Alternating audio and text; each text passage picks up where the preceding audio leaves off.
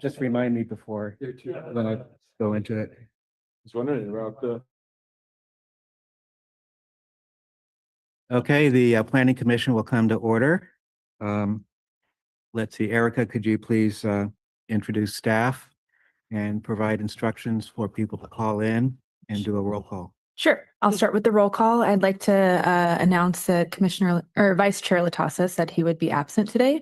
So with us in the chambers, we have Chair Silva, Here. Commissioner Bluth, Here. Commissioner Freeman, Here. Commissioner Palmer, Here. Commissioner Pauly, Here. and Commissioner Stoker. Here. And our staff members present are our planning manager, Levi Hill, our principal planner, Fernando Roveri, principal planner, Christy Sabdo, senior associate planner, Matthew Buggart, and myself, recording secretary, Erica Barrera. Information on participating in this meeting and providing public comment, including remotely by Zoom or telephone, is on this meeting's agenda, which is online at monterey.gov/agendas. Remote commenters will be muted until it's their turn to speak, and a timer will be shown on the screen. If you're connected on Zoom, the timer is accurate with no delay. In the chamber, we recommend keeping phones and devices muted to prevent audio interference with the meeting. Thank you for participating in your city government. Thank you, Erica. We will start with the consent agenda, and we have a recusal from one of the commissioners for item number 3. Yeah, item number 3, I own property too close. Okay, then would you mind stepping out until we? Do I have to step out for this usually? Really? You're just. So if it's on consent, you actually just would not participate in the vote, Right. and so there won't be I a think that discussion. Unless somebody brings it out. Correct, unless it's taken off the consent agenda. Is there anybody in the chambers that would like to take one of the consent items and bring it before a public hearing? Seeing nobody online, Erica? I see no hands raised. Very good. We'll take this back to the Planning Commission. Any discussion on the items on the consent? Okay, we'll do a roll call then for the number 2 and number 3. Okay. Chair Silva, Yes. Commissioner Bluth, Yes. Commissioner Freeman, Yes. Commissioner Palmer, Yes. Commissioner Pauly, Yes. and Commissioner Stoker. Yes on 2, recuse on 3. Okay. The consent agenda has been approved. Thank you, Erica. We'll then turn to the approval of minutes. Any comments from commissioners for the January 13th minutes? No. Can we have a roll call, please, Erica? Sure. Chair Silva. Yes. Commissioner Bluth, Yes. Commissioner Freeman. Yeah. Commissioner Palmer, Yes. Commissioner Pauly, Believe I was absent. You believe? Yeah. I believe. All of where. and Commissioner Stoker. Yes. Okay, those minutes have been approved. And I'll just note for items 2 and 3 that those actions are appealable to the city council within the next 10 days with forms available in the planning office and online. Thank you, Levi. We'll now turn to general public comments. If there is anybody in the chambers that wishes to speak to the Planning Commission about an item that is not on today's agenda, you may do so. Thank you. Good afternoon, Chair, members of the Planning Commission. It's always fun to come here. Just wanted to make a comment. I saw the agenda, the one project on North Fremont Street, the hotel that was just approved on consent. And it made me think the City Council last year got rid of the Architectural Review Board. And I think that was in an effort to make things easier for the public to go through the process. And the project at the North Fremont Street today made me think, whether or not, what's the value of having such a project come to the Planning Commission, even if it's on consent agenda, when we're basically changing windows. So my comment is a suggestion that it's almost like a natural, a continuation of the removal of the Architectural Review Board, in that maybe it's time for give further consideration to looking at what requires design review and who can approve design review, what requires action by the Planning Commission, what could be approved administratively by staff. I'm sure that a lot of the projects that come here and used to go to the Architectural Review Board took a lot of staff time. And I think it may be worth for you as planning commissioners and staff to start looking to maybe changing, weeding out a lot of projects that can be approved by staff administratively, allowing them to concentrate in, more involved items that require a lot of more work, and, allowing the commission also to work more effectively. I'm sure the public also will benefit because these projects will not have to come here and can be approved at the counter. Thank you. Thank you for your comments. Seeing nobody else in chambers, is anybody online, Erica? There are no hands raised. Thank you, Erica. We'll turn our attention now to our first public appearance, item number 5. Consider 129 Dunecrest Avenue, architectural review permit application for a new 2-story single-family dwelling and removal of 1 tree. Applicant Hunter Porter Eldridge, AIA. Owner Bradford and Mary Jo Cooper, trustees. Residential single-family zone district. Low-density residential general plan designation. Fernanda, would you provide us with a staff presentation, please? Yes, thank you. My name is Fernanda Roveri, Principal Planner for the City of Monterey. Staff's recommendation is that the Planning Commission approve the architectural review permit and tree removal permit. A little background on the property. It's located in the Del Monte Beach neighborhood. It's on Dunecrest Avenue on the north side. It has low-density residential general plan land use designation.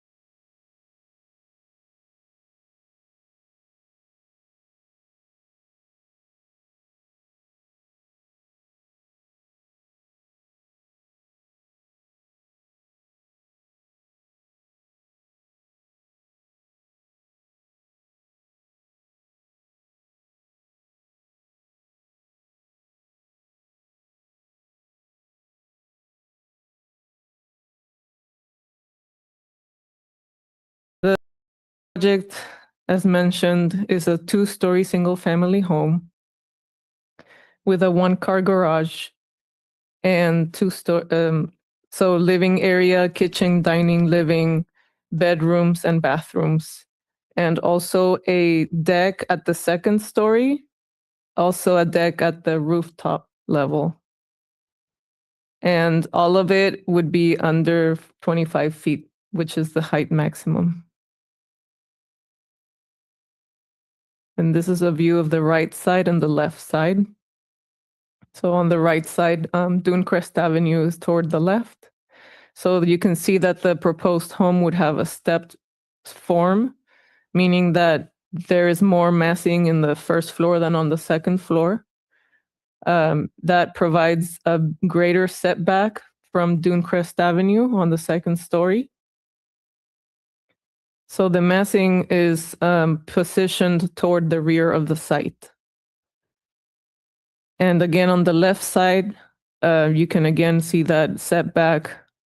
And this is the access for the rooftop deck is on the left side of the home. You can see the steps that go up to the rooftop deck.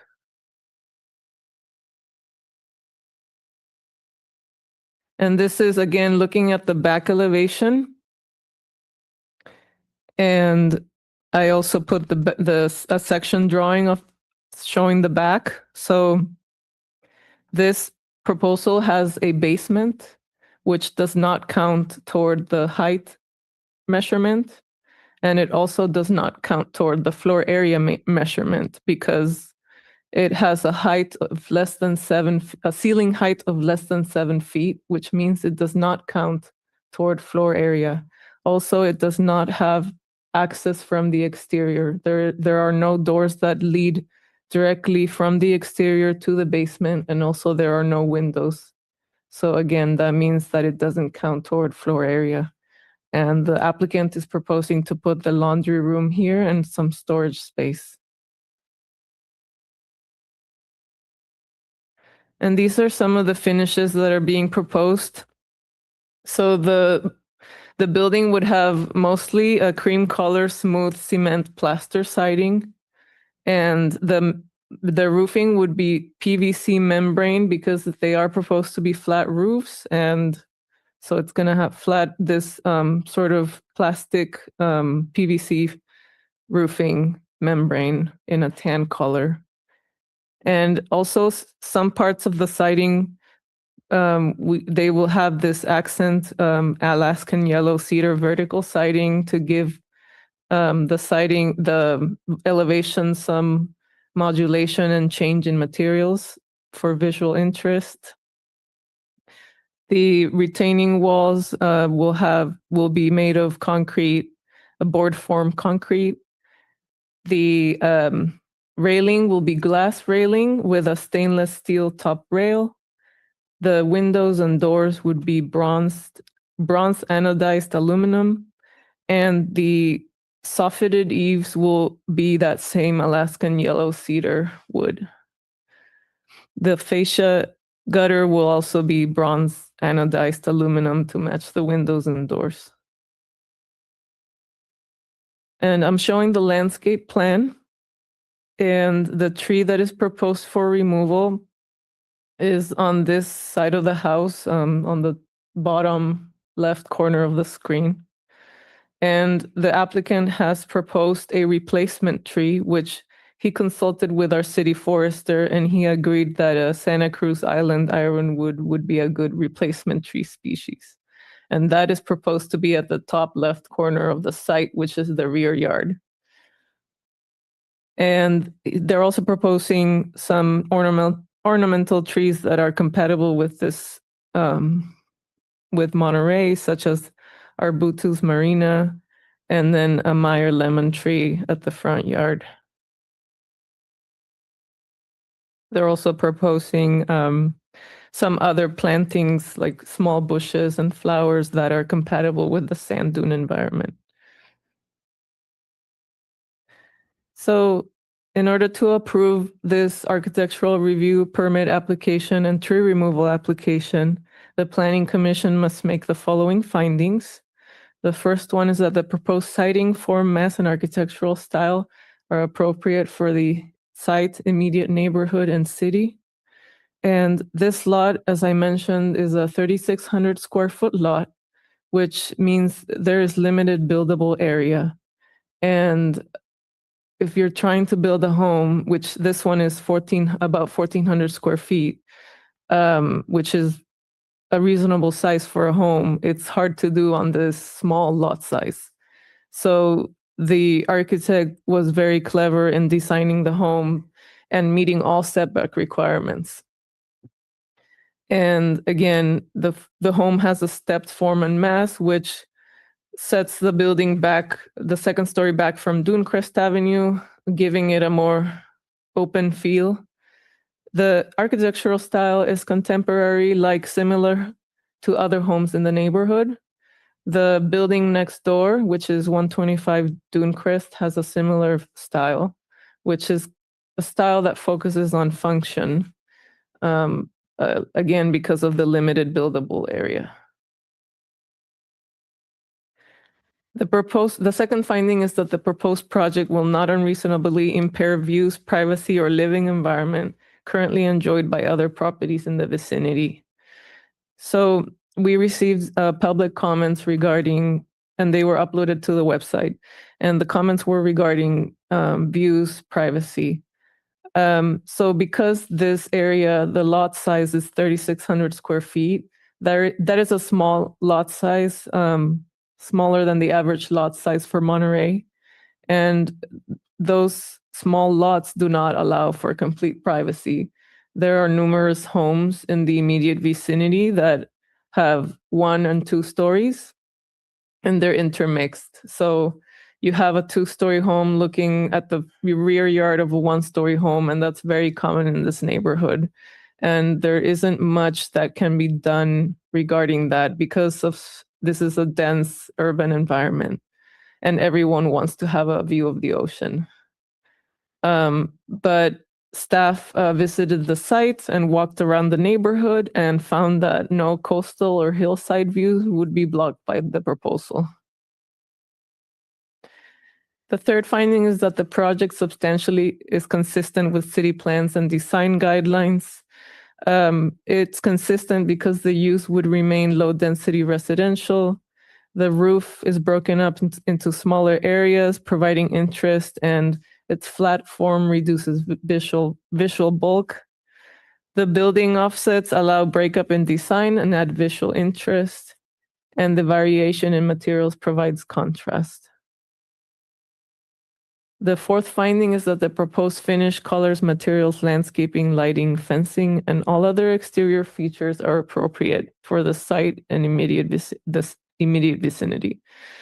The materials and colors are very commonly found in this neighborhood. There are many other homes that have glass railings because to allow for views through the glass. And then a combination of cream color, smooth finish cement plaster, which other homes have the same stucco siding.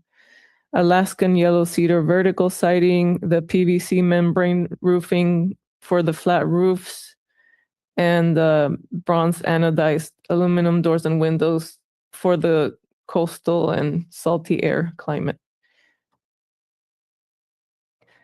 And the proposal also includes lighting that consists of downward-facing, wall-mounted, powder-coated aluminum lights with a warm white color to be cognizant of neighbors. And the proposed landscaping, as I mentioned, includes species that are adaptable to the sand dune environment, including the 4 trees being proposed. This is the finding that the Planning Commission is required to make for the tree removal application. So the finding is that in situations where a healthy tree prevents reasonable development of permitted uses, the tree may be approved for removal. Existing development on similar sites in the same zone and having similar topographic and vegetation characteristics shall be considered when determining reasonable development of permitted uses. And so, again, this is a 3,600 square foot lot, and there is limited buildable area. And like most people, they want to maximize their living area. And this is true for most homes in this neighborhood. So most homes on this block are built to setback lines due to the same limiting lot size, including the neighbor at 125 Dunecrest. The applicant obtained a tree report prepared by a certified arborist. The arborist said that the roots of that cypress tree have been reduced already because of the adjacent construction, and its stability is questionable due to its progressing lean. The proposal presents reasonable development of permitted uses. Therefore, the tree is warranted for removal. And again, it's reasonable development because it's allowed by the zoning ordinance to have a 2-story home in this neighborhood, and the proposal meets all development standards.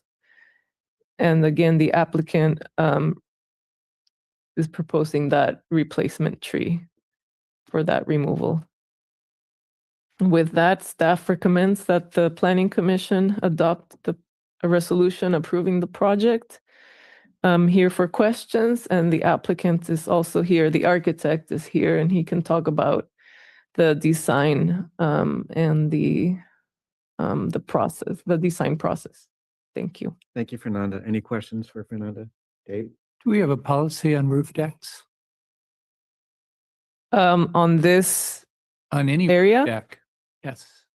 not specifically for roof decks. Okay. Is the roof deck included in the height? Yes. So the top of the railing on the roof deck is below 25 feet. Justin, any questions? Eric? Bob? Fernanda, I have a number of questions. Okay. First off, just kind of a general overview. I'm assuming that this project, as well as any housing project that comes before the Planning Commission, would be subject to the HAA.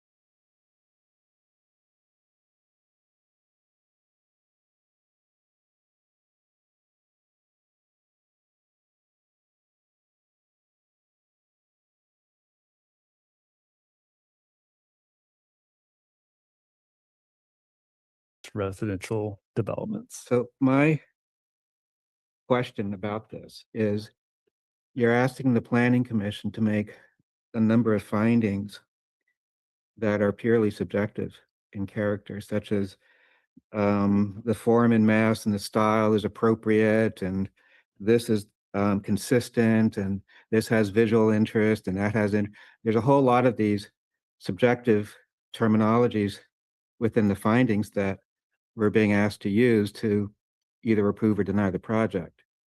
And my concern is that if hypothetically the Planning Commission, not that they may or may not, but if they deny the project, it seems based on these subjective terminologies, then I feel like the city could be held liable for an HAA violation. And it seems like the other two housing projects that we have on the agenda tonight would be the same thing. And maybe it's time for the city to reevaluate whether we want to have this subjective criteria embedded in the findings for any housing project. And that's a higher level discussion for staff, but I think it's worth bringing up. Other questions about this? I noticed that on the drainage plan, let's see, I had a copy of it somewhere here. Bear with me.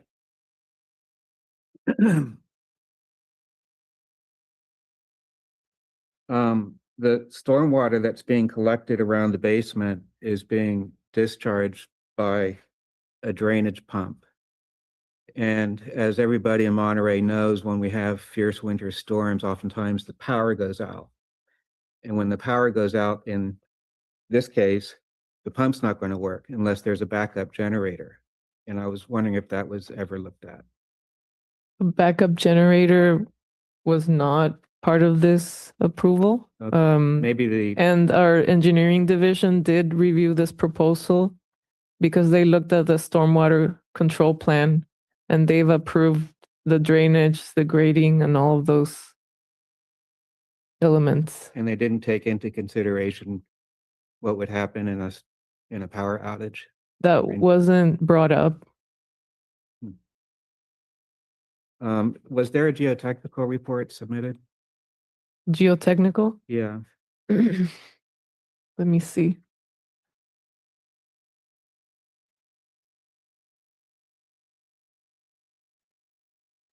Mm,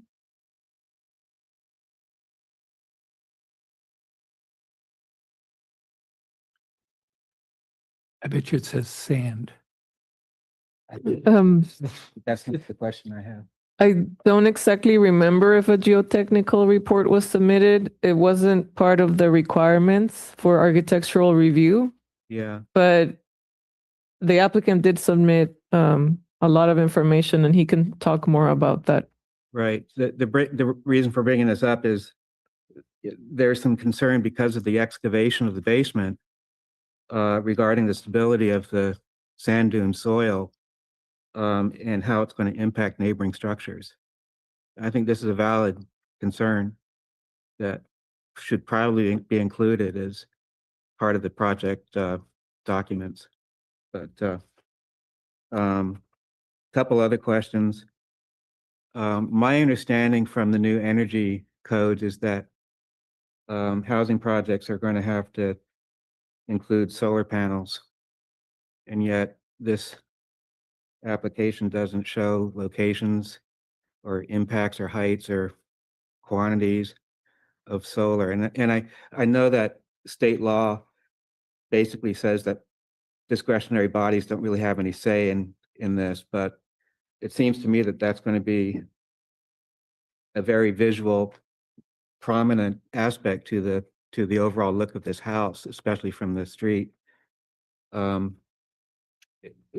Was that ever discussed with the applicant? Solar panels were not discussed. Okay. And lastly, my question is regarding CEQA. And on the CEQA determination, under section 3, I believe, excuse me, the city had determined that there wasn't any unusual environmental circumstances on the project. And this project has a number of factors. When you combine them all collectively, we've got deep excavation, we've got maximum floor area ratio, maximum building height, tree removal, sand dune soils, substandard lot. It seems to me that collectively, the combination of all of this, would that not trigger an unusual environmental circumstance? So when unusual environmental circumstances were contemplated, archaeological sensitivity was contemplated. So that's one thing that the applicant did obtain an archaeological report. And so the archaeologist concluded that construction be allowed to proceed without further archaeological investigation. He did do a site visit and reviewed the soil that was visible and did not find evidence of deposits or of significant deposits. In terms of another unusual circumstance would be the presence of habitat, and there was no evidence of habitat being present on site.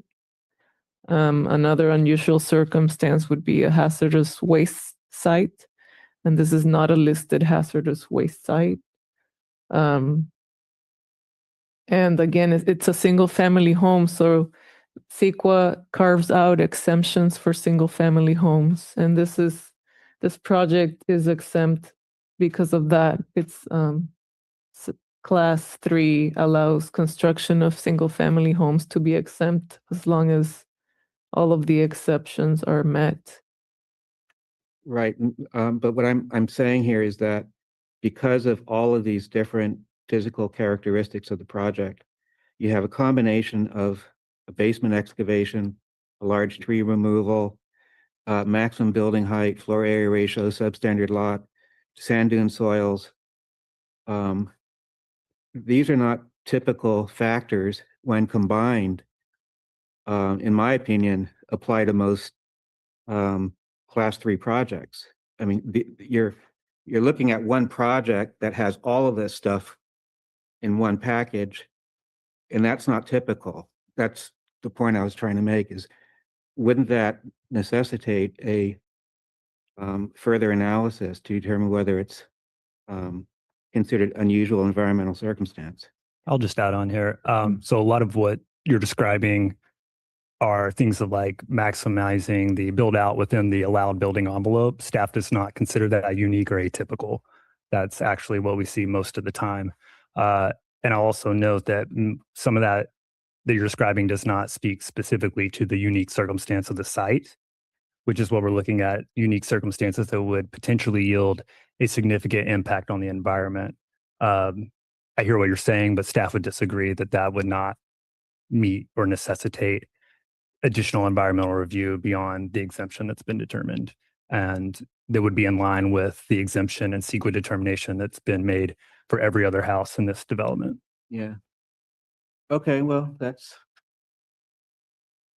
I respect the city's decision on that. I would look at it a little differently myself, but anyway, any other questions? Bob? Yeah, I'm just curious, building part, saying the basement construction will have the safety standards and inspections required to make sure that neighboring property construction. That's correct. They'll require the geotechnical report, details on the foundation, how it will be built. Also, in the resolution, there is a condition of approval that is required by the Del Monte Beach Land Use Coastal Plan, which is, it says, the applicant shall stipulate the permanent location where grading materials other than sand will be deposited off-site. Grading materials that consist solely of untainted sand shall be deposited on the beach in a non-vegetated area owned by the city of Monterey. So these locations must be reviewed by the Public Works Department.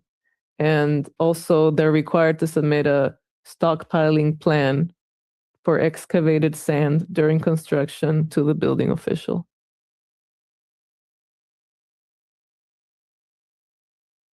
Okay, thank you, Bob. Fernanda, would the applicant like to provide a brief presentation?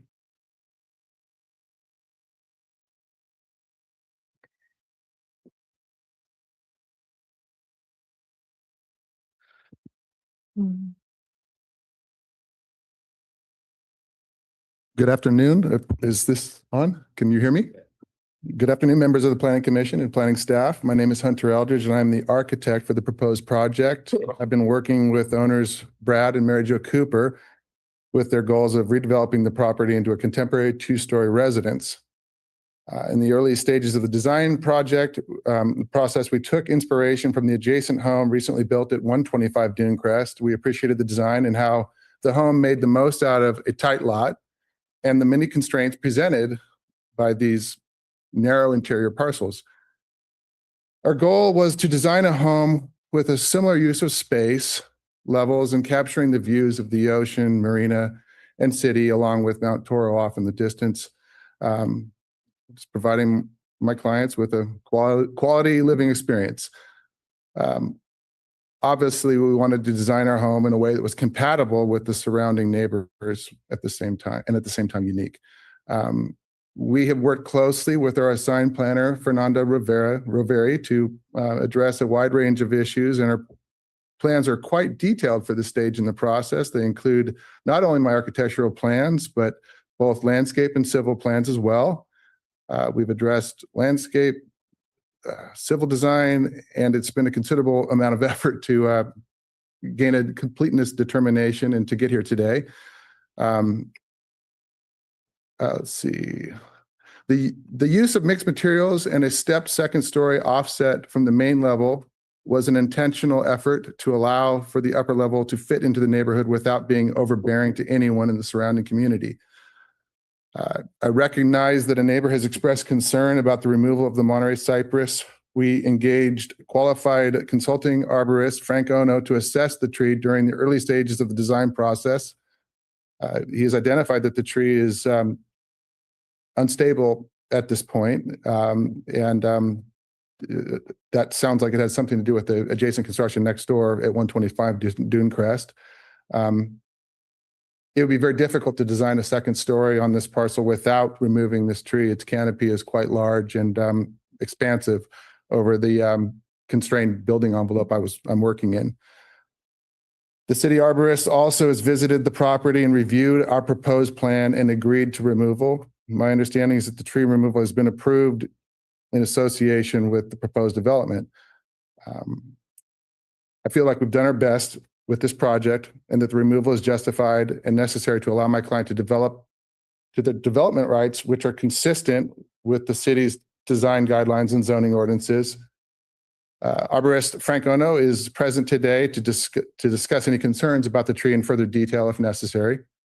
I recognize that the westerly neighbor had some concerns directly to the west of us and towards the ocean, some concerns about loss of privacy.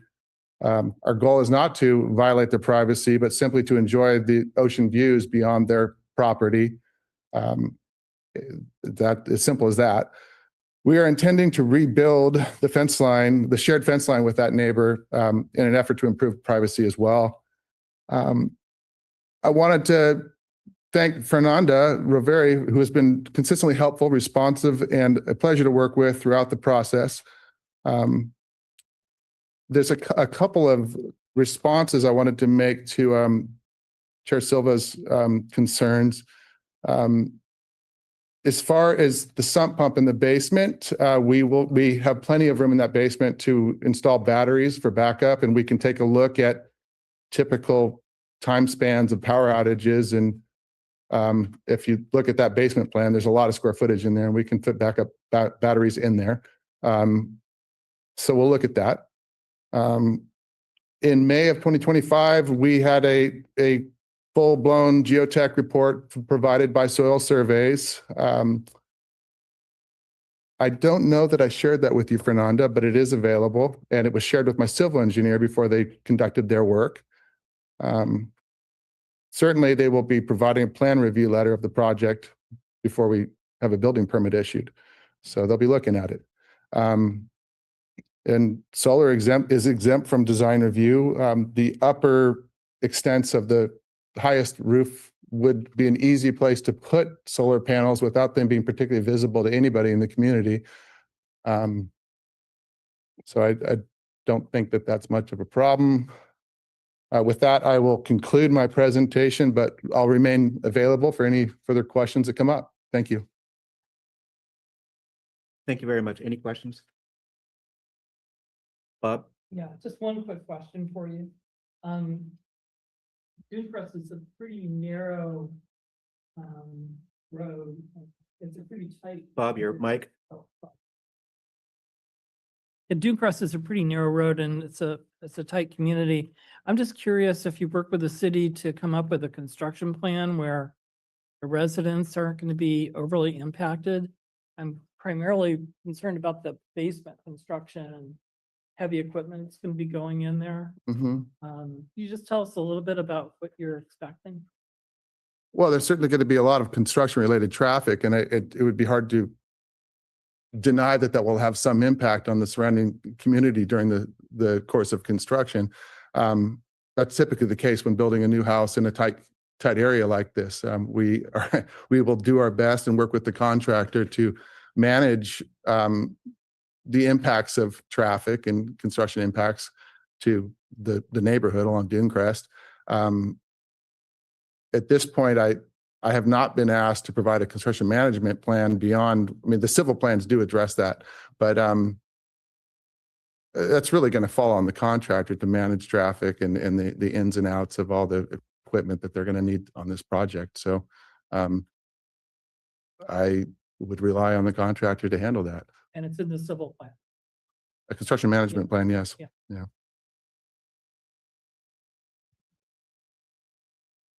Questions?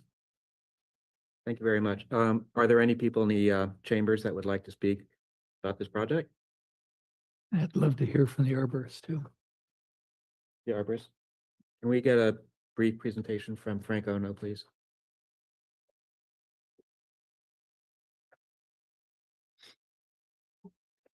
Good afternoon, commissioners and planning staff.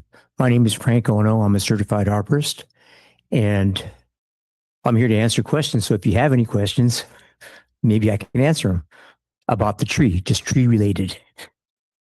Not general question, May. Go ahead. First off, just briefly, the condition of the tree. The tree is healthy. However, it has a lot of mass, a large canopy. There was construction that was performed on the lot to the south, and I couldn't help but notice that the fence had a slight bow in it, and the soil was there's a mound on the backside of the lean. The tree has a lean. So you would have to say that the tree is structurally compromised because of the leans into the building.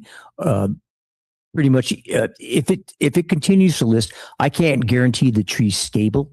Its stability is questionable, and because it's healthy, it might be able to put out new roots, to support itself. But I don't know where they would go since the lot next door is at a lower elevation. So that, and it's sandy soil, and always in sandy soil, you're going to have this propensity for things to lean, and if they're tall, to sort of want to fall if they're not protected. So the answer to the question is the tree healthy? At this point, it is. If you start cutting roots, I can't say that it's going to be beneficial for the tree. And it's a tight spot. That's the other thing. So it's what we would call that, it doesn't have enough available space. So as far as what its age and its condition is, it's been pruned. It's probably a medium height, medium age, but it's not going to last forever. And you have to remember, trees are a renewable resource, and your structures usually are not. So you have to look at it that way. And it's not, you want to do a conservation and not preservation of trees. You want to have them on a rotational scale. So I don't know what else to say about that. And one follow-up, is that tree native to the dunes? No. So Monterey cypress aren't native to the dunes? Monterey cypress are native to the granitic headlands of the Monterey Peninsula. You have the Crocker Grove in Pebble Beach, which is an environmentally sensitive area where you have native Monterey cypresses. And then you have Point Lobos, and you have the tip of Carmel where you have native cypresses. Everything else has been, are considered planted trees or non-native trees. And these trees, they were, at one time they thought that Monterey cypresses could be planted anywhere, and they're subject to cypress canker, which is cornium canker. This canker limits their growth in, like say in Carmel Valley or warm areas. It has to have a cool coastal climate. And getting back to your question, no, it is not a native to the dune land. What native plants out there that would be a coastal scrub, smaller plants. Just out of curiosity, it's listed as a 23-inch cypress. About how old do you think that tree is? No real way to tell other than drilling into it or cutting it down. But I would probably say, it's less, probably about 50 years old, maybe. I don't know how old the building is, but it would probably be about the same age as the building.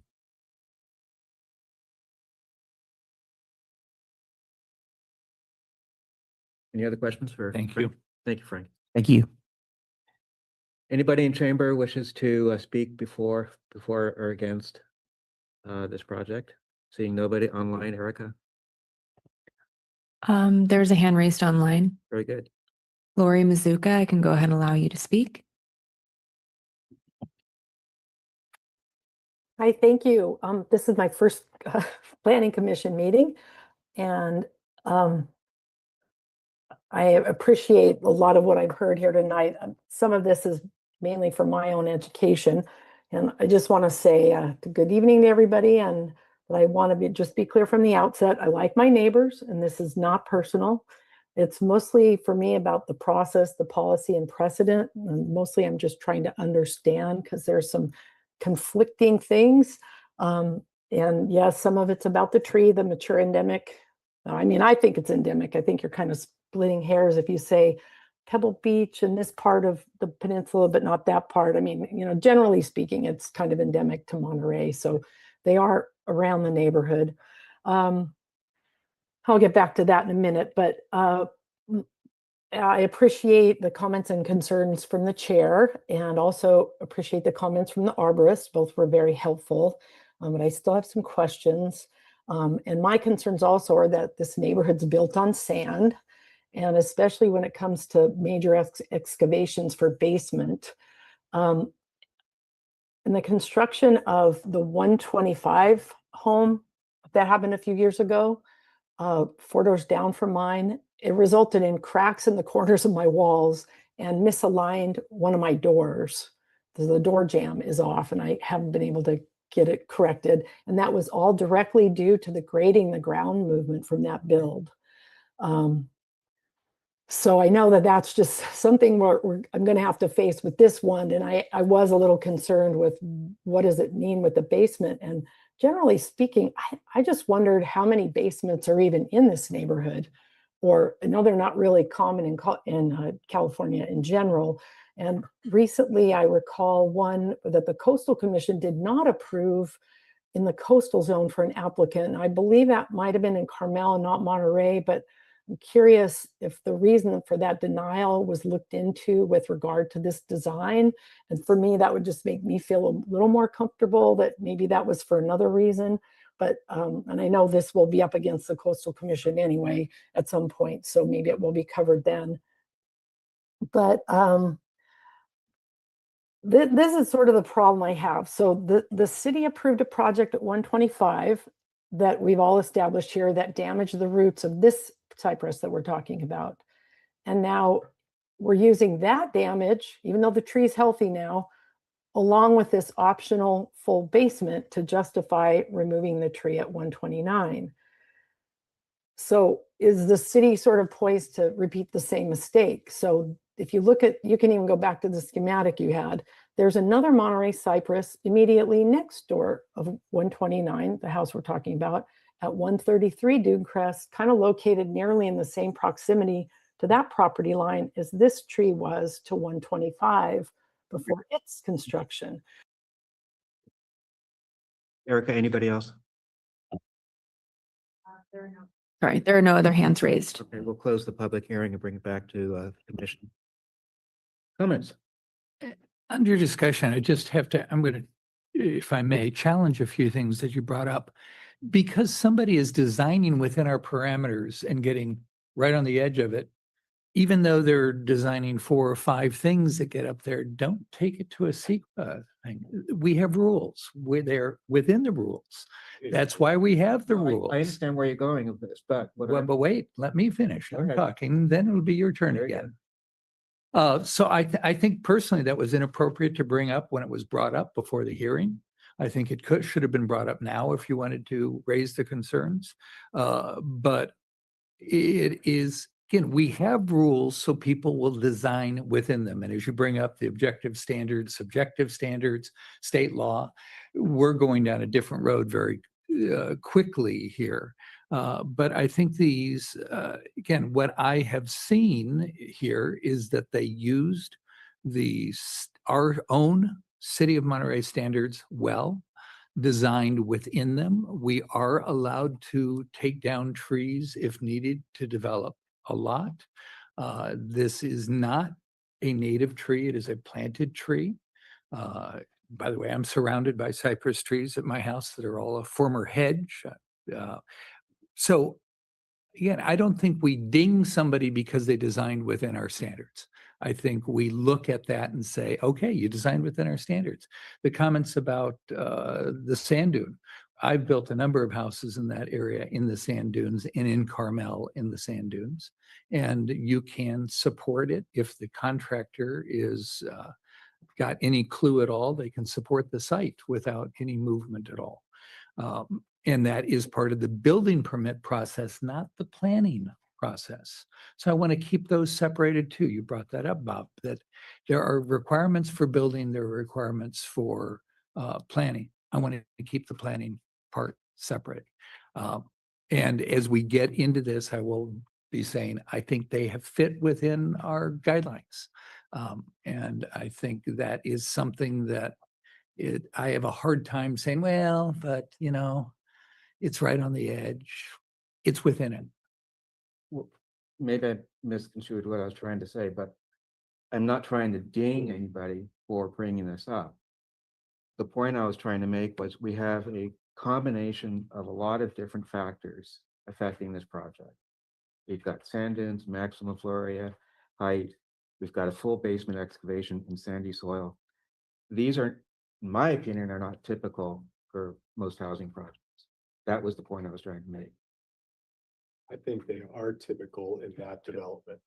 Everyone's very expensive lots. Everyone's trying to maximize their building envelope. They get 3 square footage underneath the house. We're seeing more and more basements in Carmel. I imagine we're seeing more and more basements. I hear what you're saying, that it should there be a cumulative impact, but I don't necessarily think that this project is atypical of what we're seeing in that overall neighborhood. I would imagine that it's actually typical of what we're seeing over I there. don't know if there's a lot of basements over there though. I built them. Over there. On the Del Monte area, yeah. We never used to design basements. And I have no problem against an applicant wanting to build up to setbacks and maximize floor. I have no problem with that at all. The point I was making is that when you combine all these things together, does that raise the project to a level of an unusual environmental circumstance? And Clearly, I don't believe so. And the reason for bringing up the soils and the geotech was because I believe there were concerns in some of the public comment letters regarding the soil stability and impact to neighboring structures. That was the point of bringing that up. And they can be dealt with, and it should be at the building department. It's very important. And apparently there is a geotech report.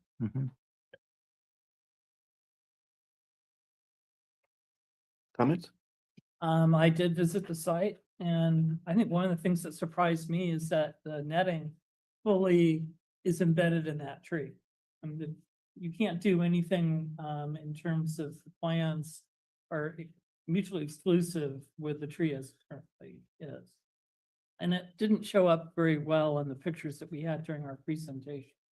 But I was surprised that that roof line is completely inside the canopy of that tree. So I think it's a fair request to be able to remove it, particularly if they're going to have a basement there too. Sandy? I have 2 comments. Since we're talking about trees, I'll start with that. If this were my home, the tree replacement would be much more suited to this dunes area than the tree that's there now. There's 2 varieties of the ironwood, Catalina Island and Santa Cruz ironwood, and both of them are as close to native as you can get. And I think they would be well suited to the lot, given that it's a sand dune lot. This is an area that started out with very small beach homes, and every replacement or addition has been a 2-story addition. The view sharing is always a major issue. And I thought the letter that Mrs. Jamie Fields wrote was very well taken, because there's not much you can do about losing the view when you put a 2-story house across the street from a 1-story house. Nice views of the sky, but slivers of the ocean. And so I think that they're well within their rights, but also compatible with what is being built additionally in the neighborhood. Right next door, there are 2 2-story houses that are exactly the same height, stepped down because of the terrain, but still the same building height. And everything that's going in Del Monte Beach is going to be something similar to this, with a 2-story and possibly a basement. So I think that the design is very nice as well, with the canopy on the top that's set back from the road. So I would be in full support. Eric? Yeah, I'd just be echoing your concern, your comments. I went to the site as well, and I think it's an equitable proposal. They're surrounded by 2-story neighbors, and I agree with Commissioner Stoker. They staff is the subject matter experts on code application and Housing Accountability Act compliance, and the findings were met. So I'm also liking the modern design. I thought it was a creative use of space for such a minimal buildable area. So I'm going to be in support as well. Anything else, Justin? No, I think that, I don't want the neighbors to think that we're sort of willy-nilly about pulling down trees everywhere, but I think in this situation, that was why I was asking Frank the age of the tree, that it clearly was a planted tree and not endemic to the area. Hunter, I noticed the dimensions are called out pretty close to that 25-foot height limit. When you start getting the required slope on those roofs, when you start adding solar panels, you could easily exceed that limit. So just keep an eye on that as you go through structural, because you don't want to get done during framing. Other than that, I think the design is fine, and sounds like we're all pretty supportive of it. Very good. I'm going to make a motion that we recommend approval per the city conditions, but adding 2 additional conditions. One would be to amend the CMP to address staging, logistics, and encroachment and traffic control during the construction, because this is a basement project. And Bob is absolutely correct. Dunecrest is a narrow street. There's parking on both sides, and it's basically just a 1-lane road with the parking on both sides. So there's not much maneuverability for neighbors to get in and out. And I think this is something that should be addressed as part of the conditions. Secondly, the applicant indicated that they would be willing to put in a backup power source of some sort for the drainage pump. And I'd like to make that a requirement as a condition. So that's the motion. Can I ask a question? Second. Just curious if there's precedent as a new commissioner to requiring things like batteries or the generators, backup generators. The commission has the discretion to apply conditions of approval to discretionary projects. So yeah, it's within the purview of the commission. What was can you clarify what you're trying to suggest here? I just thought it was unusual. So Oh, I'm no. a new commissioner. So. Whether we could require backup power. Yeah, no, I mean, Visual it's thing. it's a valid condition that, it was before the public record, so we're just trying to validate that. Bob? I just wanted to second your motion, so. Very good. Roll call, please, Erica. Chair Silva. Yes. Commissioner Bluth. Yes. Commissioner Freeman. Yes. Commissioner Palmer. Yes. Commissioner Polly. Yes. And Commissioner Stoker. Yes. Okay, that's been approved. The decision is appealable within 10 days to our city council. We have applications online or in our planning office. And congratulations to the applicant. It's been a long haul. We got 6 more to go. They got caught in the Yeah. resolution of the ARC. Yeah. Been waiting for another hearing. Okay, item number 6 on the public appearance agenda, we have 424 Del Rosa Avenue, architectural review permit application for the reconstruction of a 2-story multifamily structure with modifications. Applicant Steve Mickle, owner Cardinali, Stephen P. and Francesca M. Trustees, residential single-family zone district, low-density residential general plan land use designation. And Matthew, do the honors, please. I will share my screen.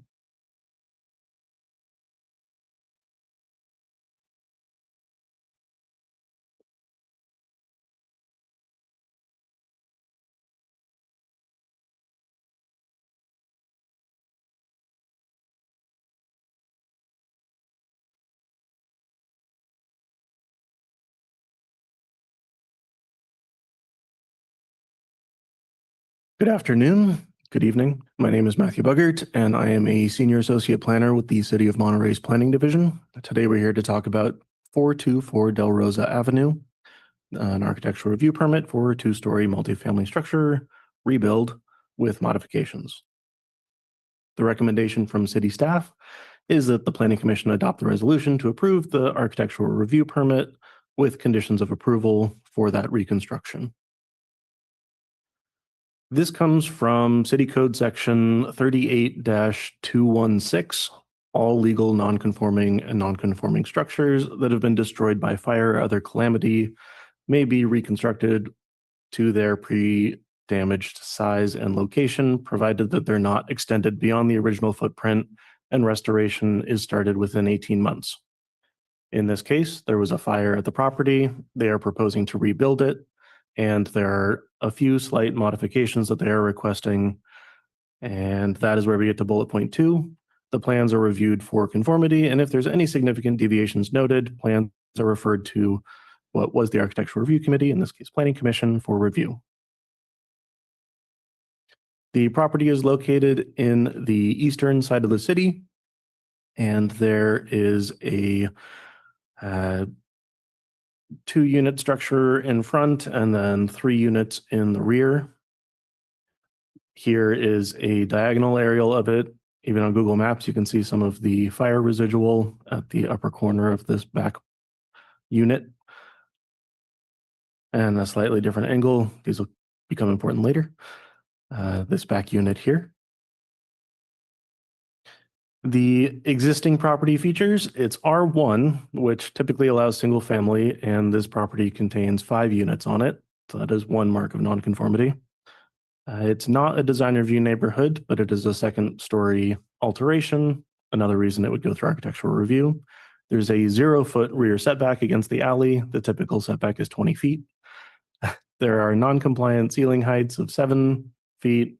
They would like to raise that ceiling height, and it exceeds both lot coverage and floor area. I think also the side setback is about 3 feet 6 inches, and it's supposed to be 4 feet. So there's a number of different nonconformities here. What they are proposing are higher ceilings for code compliance, to expand the entry staircase to that 2nd-story unit, also for code compliance. They would like to extend the roof to cover the flat deck. And another portion of this project is they're converting the garage on the 1st floor to an ADU. That's not up to the discretion of PC, but you'll see it in the plans. Again, here's the property direct aerial. It's this lower left unit that was damaged. And to reorient ourselves, there used to be a garage, laundry room, and underfloor area. This is the portion that would be converted to the ADU. This is how the property stands today, and it's a matching-ish symmetrical site. What they would like to do is, like I mentioned before, raise the structure. For the most part, it matches windows. It has a new entry door for the ADU down below.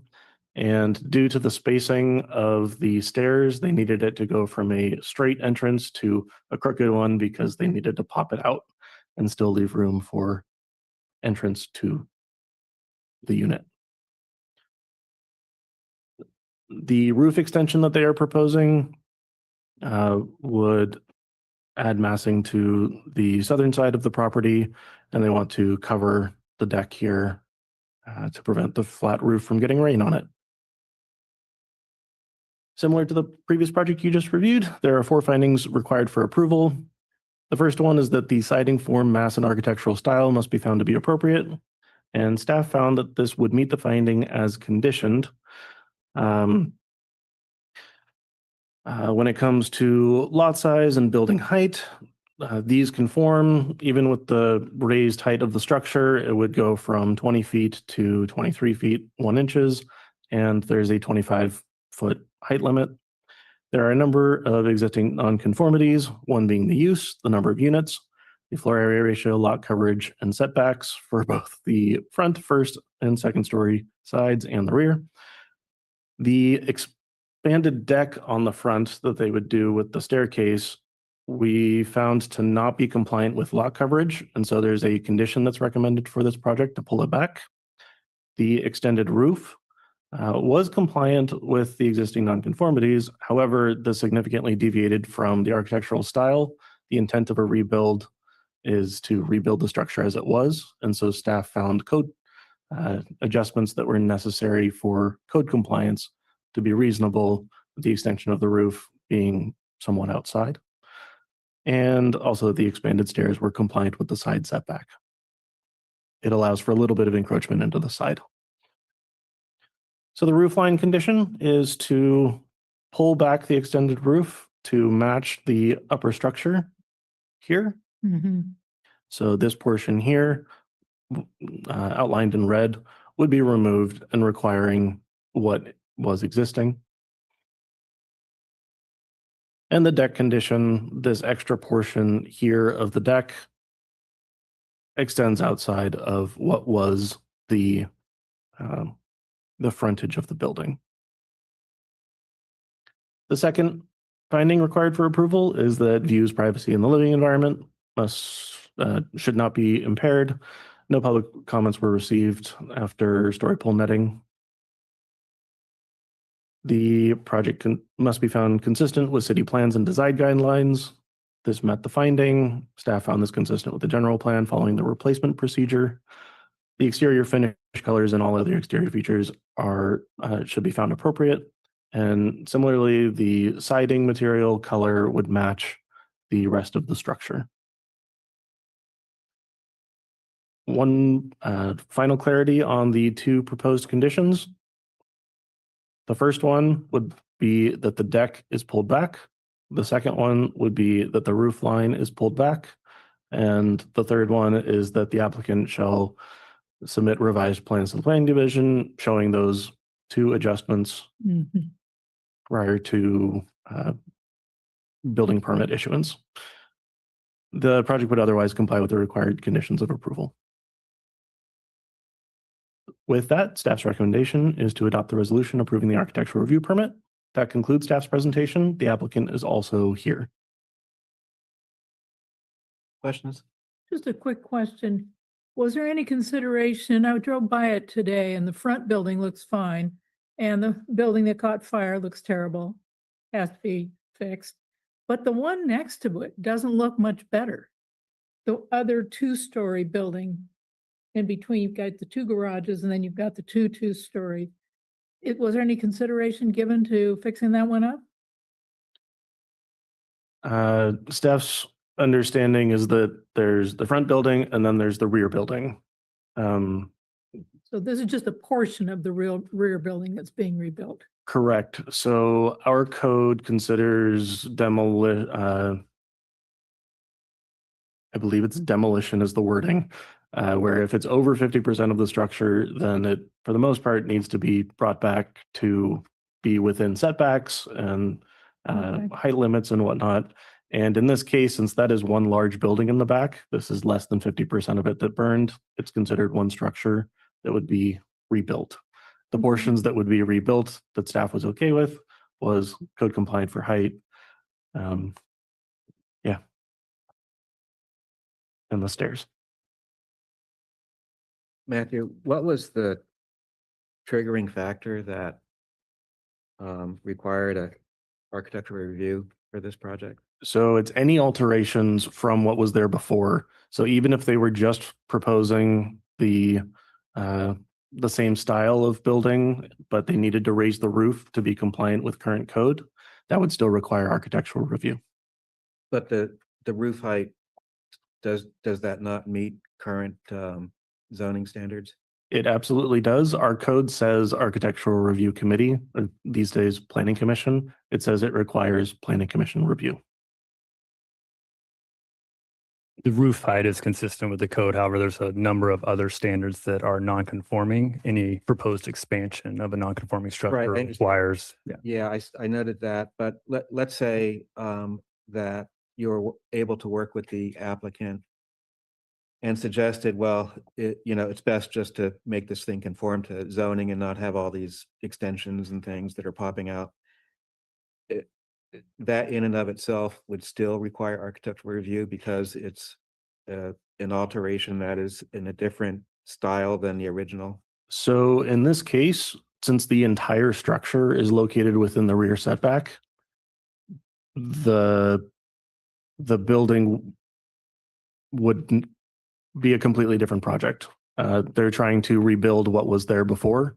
And so that's the project that we have before us today. where I'm heading with this is I'm trying to find a way where staff can work with applicants more directly on these types of projects where, I mean, this may not be the best example, but say a project where there is potentially a need for architectural review, but otherwise it would meet all zoning. I'm trying to just decrease the amount of applications that come before us. And considering that these are consistent with zoning for the main part, you know, it should just be ministerially approved, in my opinion. I'm just trying to see if there's a way that we can work towards that goal. So we have administrative architectural review permits that are approved at the staff level. This particular applicant is not meeting all the standards. Staff did work with this applicant, notified them that not meeting the standards would necessitate a public hearing and for this to be referred. So that's how we're here today. Right. But ordinarily, let's say if this project did fall within all the zoning setbacks and building heights. You can rebuild a non-conforming structure that's destroyed by fire through a building permit if you're rebuilding exactly what was there previously. This applicant is not proposing that. All right. And is the applicant aware of the two recommended changes that you have, and have they agreed to that, or are they disagreeing with that? They are aware. Originally, this project was going to go in November. So they've been waiting a little bit. I believe that question would be better directed to the applicant themselves. Okay. You haven't. From where I'm sitting, I do have an answer, but I'd rather they. They have been communicated. There are Yes. 2 conditions of approval with the project. Yes. All right, thank you. When you said that you had to pull it back, I didn't see a dimension as to how far it had to be pulled back. It's just sort of that red box on there. Is it pulling it back to align with that run of the stairway? So 3 foot 4 inch deck, or? I don't have, we don't have a specific measurement that it needs to be pulled back, but that could be easily found on the plans. The distance that the deck comes out from the primary structure would be that distance. And It could be Yeah. conditioned to be in line with what was there with the existing footprint of the previous structure. I can pull up the aerial view again. It may help. Are we allowed to approve it without that condition? The committee, the commission is able to Okay. make decisions at their discretion. Right. So here's a decent one where this is the roof line of the neighboring structure. So it would be pulled back to the same dimensions as what's on the remainder of the structure.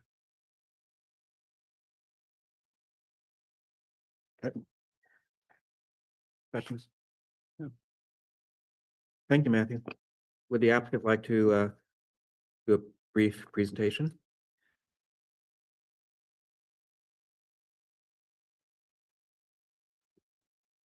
Good afternoon. My name is Steve Mickle. I'm the design build contractor for this project. I might as well just address the concerns of staff. This started with the stairs. The existing stairs are 30 inches wide and they don't meet rise and run. So I designed it with a switchback stair to meet code, and that pushed it out from the existing front line of the apartment upstairs. And then I brought the deck flush with that. So that brought them both out in front of the existing line that staff is talking about. We're willing to remove the deck extension, but the stairs are needed for code compliant. The covered deck area is something the owner wants, and that could be redesigned with more of an open area, columns or posts or something, maybe some windows. Other than that, I think the question for staff, does the covered deck add to the lot coverage? The deck itself contributes to lot coverage. If the additional roof on top doesn't necessarily make a difference when it comes to lot coverage itself. So if the roof stayed as drawn on the plans, that wouldn't affect lot coverage? As long as the deck was pulled back to what the boundary was of the original structure. Okay, so we're willing to pull that deck back to the original boundary. And the owner would like to keep the covered deck. So that's up to the commission. You sure about that? Pardon? Just removing the deck would, There's a portion of the deck that we would pull I back. understand, but I think a roof overhanging that far would still count as lot coverage. So technically, if the deck is already covering it at the second story, that is the portion of lot coverage. So if you have a roof over that, it's not necessarily adding to lot coverage at that point. I know if the deck is there, it's not adding to the lot coverage. It's the deck that's adding the lot coverage. But if you remove the deck Mm. and leave the roof out, you're saying that roof wouldn't count as lot coverage? I see what you're saying. There is just a portion of the deck. There's about a 1.5 foot strip that got pushed out. We want that brought in to the original line, and there is still remaining deck on the inside there. To be clear, it's my understanding the roof is not extending past the deck. Correct. To answer your question, there's no point in which the roof would be there where the deck is not also. If I could I clarify, think the applicant was asking, can I leave the roof all the way out and pull the deck back? And I think Exactly. The answer is no. It would still count towards lot coverage, but they're already over. So the answer is no. Well, the commission has the authority to approve it, beyond that. but staff in their recommendation is saying no. the existing deck is 6 feet wide. And that is in front of the upper units that are getting rebuilt. The upper units getting rebuilt in the exact same footprint, exact same square footage. So if we pull the deck back to 6 feet to the original size, the owner would like to keep that covered. Just be Which a they shorter can. roof. Pardon? Just can't. Just be a shorter roof. I'm sorry? It would just be a shorter roof. Well, the odd thing about that is the stairs would go out past. Matthew, maybe you could pull up a drawing that shows I think one of my we had drawing said that it. you had redlined.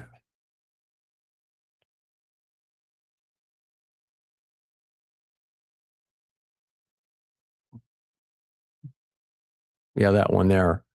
So the highlighted area where Matthew has condition to remove, if we remove that, the stairs are still going to be out past the original line to meet code compliant. So I would think that the roof would almost have to stay at the same level as the stairs. Otherwise, it's going to look odd. Part of those stairs not covered. But I've got that design with solid walls on each side of that deck just for privacy. But they could be opened up, openings in those walls or windows or some sort of other design with columns or posts. So that we could design that, come to a compromise, and the owner could still have his covered deck. The existing building has non-conforming ceiling heights. So I've drawn both of those, the lower floor and the upper floor, both with 8-foot ceiling heights. 12 inches of floor framing. So that's how we wound up with 3 feet 1 inch higher in height. For roof difference, it sounds like there are 3 different distances of roof that's being considered. One where the roof comes all the way out to the edge of this deck here.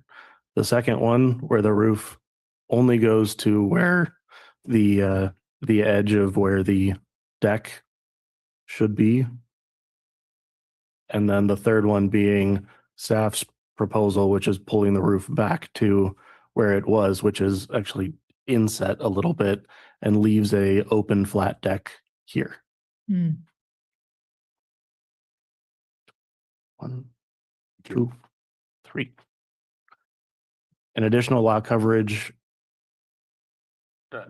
may be harder to do with a reconstruction because it's supposed to be within the same footprint. The accessibility stairs being required for code was the reason that staff was okay with it.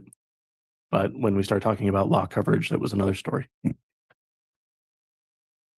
Could you restate your three conditions that we're considering?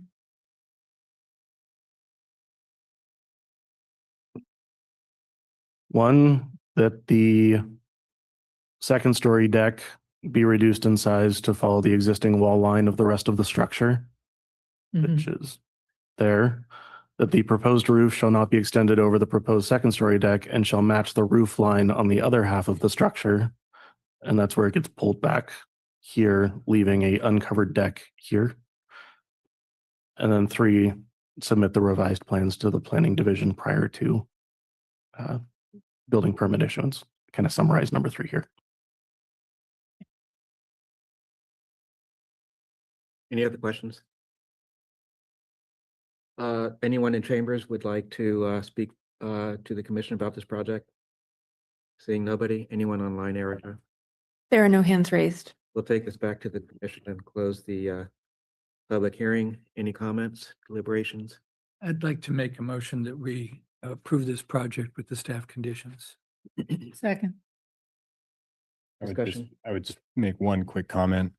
I actually would remove staff conditions. I think it's if the whole point of coverage is to try to get landscape out of the building coverage area, and the deck it's over a parking lot. It's not a privacy issue for any of the neighbors. It would be a nice amenity for the upstairs apartment.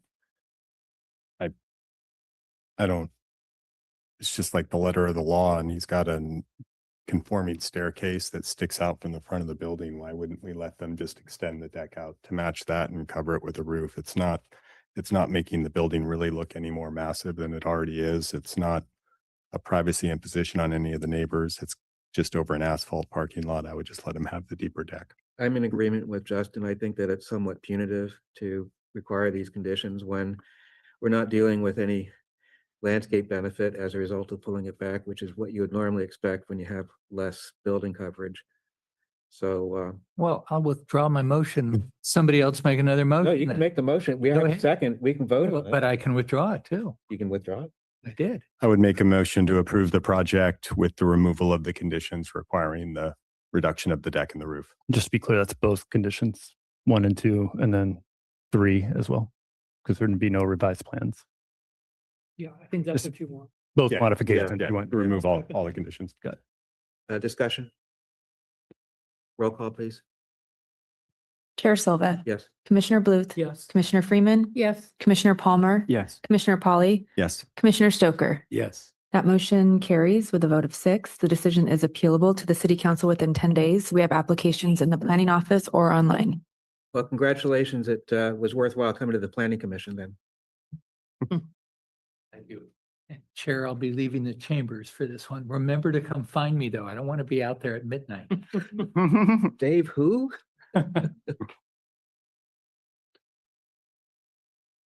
Okay, next up on the agenda, we have a sign permit application. It's 31 Upper Ragsdale Drive. Sign permit application S1-25-0260 for one vehicle-oriented freestanding sign.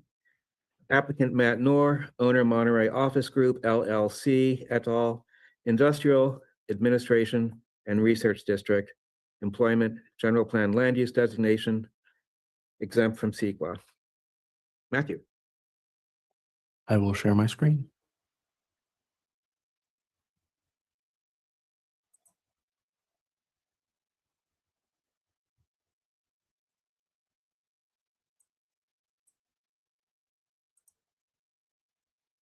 Today, we are here to talk about 31 Upper Ragsdale Drive for a sign permit application for a freestanding sign.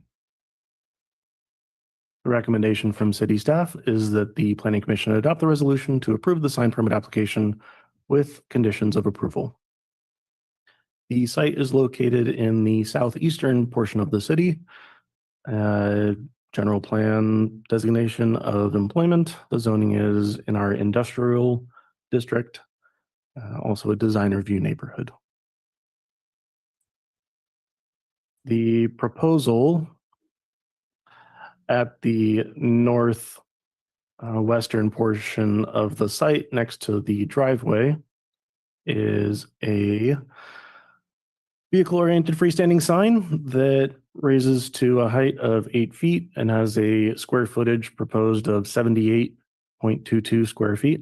It would be externally illuminated primarily with a small illuminated strip along here, entirely shielded. And it's associated with the adjacent tenant building. Findings required for approval of a sign are that the proposal achieves the purposes and objectives of the sign ordinance. This is usually for supporting local businesses and locating certain things throughout the city. The second one is that the proposal should be consistent with the citywide sign guidelines, or the planning commission determines that the proposal better achieves the purpose and objectives than strict application of the guidelines. For this, staff found that this requires the planning commission determination. And there's an asterisk here because I'll be talking more about it on the next slide. And the third finding is that the proposal must be found consistent with the general plan, of which staff found it to be consistent. For finding number 2, the maximum square footage of a freestanding sign and sign in the industrial district is 50 square feet. The proposal being 78.22 square feet exceeds this, so staff's proposed condition is to reduce the size of the sign down to 50 square feet. I will note this is the only portion of this proposal that does not comply with the sign guidelines. The applicant was made aware of this and still decided to pursue architectural review, planning commission review. So it is to your discretion whether to allow the greater size or not. The special condition from staff, in order to bring it into conformance of the citywide sign guidelines, is to reduce the total area to 50 square feet, and that the applicant submit revised plans to the planning division showing this reduced size. Staff's recommendation is to adopt the resolution to approve the sign permit application for the installation of the freestanding sign with the reduced size. And the applicant is also here, I believe, online, who may also be sharing a few slides. And that, Thank you, Matthew. Questions?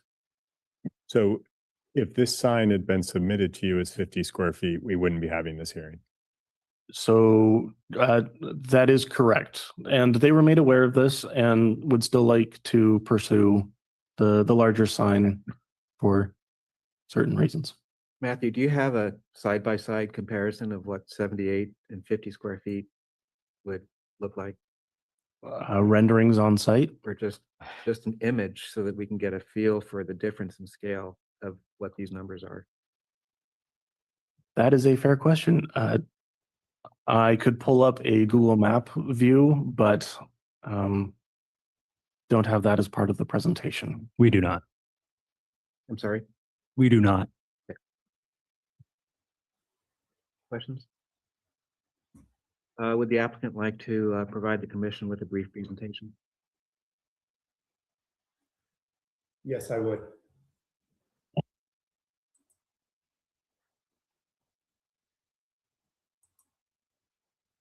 We can hear you, Matt.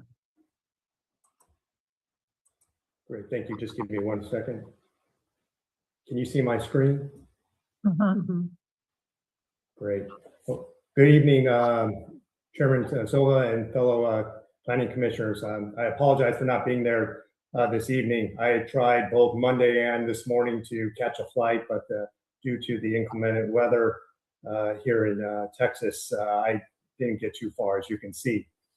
Nevertheless, I appreciate the opportunity to allow me to participate via Zoom.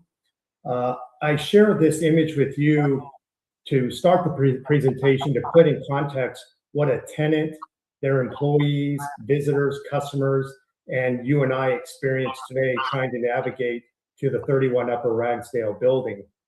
if you squint hard enough, or like me, you put on even thicker lens glasses, you might be able just to, barely get a peek of the existing monument sign. Wayfinding identification is terrible at this site. The 31 Upper Ragsdale office building was originally constructed and occupied by a single tenant, Sequoia Insurance, who required very little public presence, hence the mini-me size of this existing monument sign. After Sequoia Insurance departed, the former building owner demised the building into multiple tenant suites in an attempt to backfill that space. However, they were never really found any success or traction for multiple reasons, including the lack of tenant business visibility.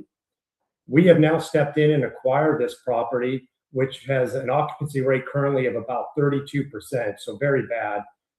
And with our intent to reposition and stabilize this property to attract Class A tenants, very similar to the strategy we implemented at the Ryan Ranch Office Park, where we now have an occupancy of about 95%. To achieve this, we'll be investing significant amount of capital to upgrade the building and improve the wayfinding and tenant identification.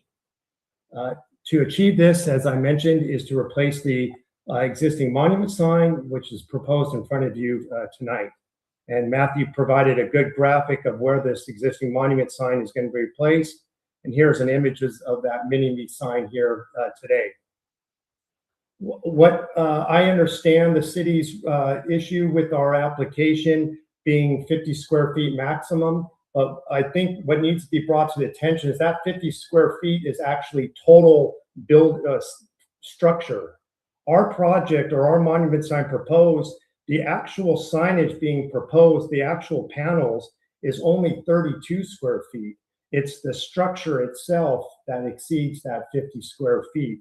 In fact, when you take the overall signage, both of the panels and of even the address numbers, again, we're at 32. So that's significantly less than the 50 actual square feet of signage. So we really think it's a little it's just unfair to really kind of put that kind of stringent requirement when you need to provide tenant visibility. And I will also share in closing with this last slide that the city has afforded multiple, I count at least 8 other properties in Ryan Ranch that far exceed this minimum 50 square feet. I'll share just for example, this is the Commerce Center, which is our direct competitor. They have probably over 162 square feet of signage because they have the retaining wall with the center's name on both sides. And then they actually have a vertical monument sign with individual tenant panels. Montage has multiple panels of their project, and then again, directory signs on the other side. Salinas Valley, the similar. Even across from us, the Back and Spine folks, they're over 50 square feet. And I can just go on and on with the number of other examples. And I understand that those are existing precondition or whatever, but we're asking just for a similar consideration to allow tenants and the visibility to just so that people can wayfind and really help the economic success of these businesses and be supportive of them in Ryan Ranch. I appreciate your consideration. I'm glad to answer any additional questions or discussions. Thank you. Thank you, Matt. Any questions? Yeah, one quick question. Are any of your tenants retail? No, but they are customer and public oriented facing. Okay. For example, we'll have doctors, we have an insurance company, we have a financial advisement investor company. So most of these people have a number of customers that come in and have daily interactions, and their wayfinding is critical. Well, the signs that you're using as a comparison just have the major name of the business. They don't have subtenants listed. The one, like Ohana Center. Was that? Yeah, but Ohana is a single tenant and a single business. If you look at the Monterey Commerce Center, this example here, they have not only their center sign on both sides, but they have multiple monument signs that have individual tenant panels that identify individual businesses in each building. They actually have multiple signs like this throughout on different sides of their property. And we're not the only one. This happens on Harris Court as well, and I can name a couple of other ones. Hey, Matt, I've got a question for you. Yes, sir. This is a primarily vehicle-oriented development. You know, people don't tend to walk on sidewalks up there a whole lot. You know, occasionally I'll see somebody jogging at lunchtime or something, but it's not a pedestrian-oriented development. And given the fact that it's really vehicle-oriented, have you looked at how the individual placards on this monument sign are going to be visible for a moving automobile? Yes, we have, Mr. Silva. And you're comfortable with the scale and the size of the lettering and so forth? Yes. Nothing, any questions? Thank you, Matt. Yes, thank you. Anybody in chambers wishes to stop this project, you may come up to the podium. Seeing nobody, anyone online, Erica? There are no attendees online. We'll bring this back to the commission and close the public hearing. Comments? I certainly sympathize with the tenant for navigating Lion Ranch. You can put a strobe light up on some of the buildings and still have a hard time finding. But I'm also concerned that we don't want to set a precedent either. So curious if Levi could make a comment on what the owner of the building had passed on with regard to other things. Sure. So undoubtedly, there's signs across the city that exceed the maximum allowed square footage of the 50 feet for a single freestanding vehicle-oriented sign. When staff was looking at this particular proposal, we looked at the adjacent properties, being the Spine and Joint, looked at the Cal State Monterey Bay immediately across the street, and they have signs that are, within the 50 square feet, and staff verified that on site and in the field. But yes, of course, there are signs that exceed the allowable. That is the way the sign ordinance is written, to give formally the Architectural Review Committee that discretion, and now the Planning Commission.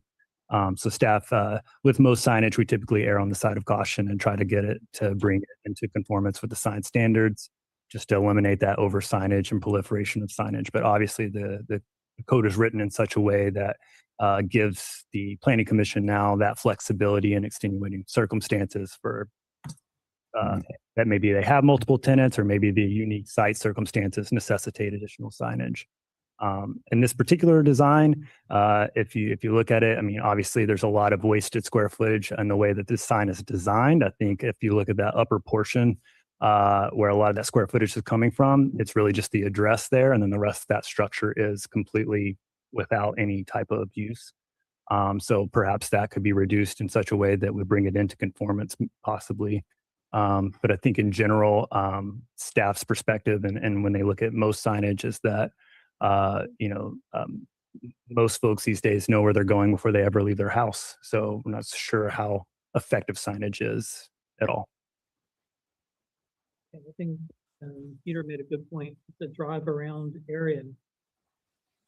Part of the argument that the owner could make is that it's also an industrial location, so the sign ordinance is really not impacting very.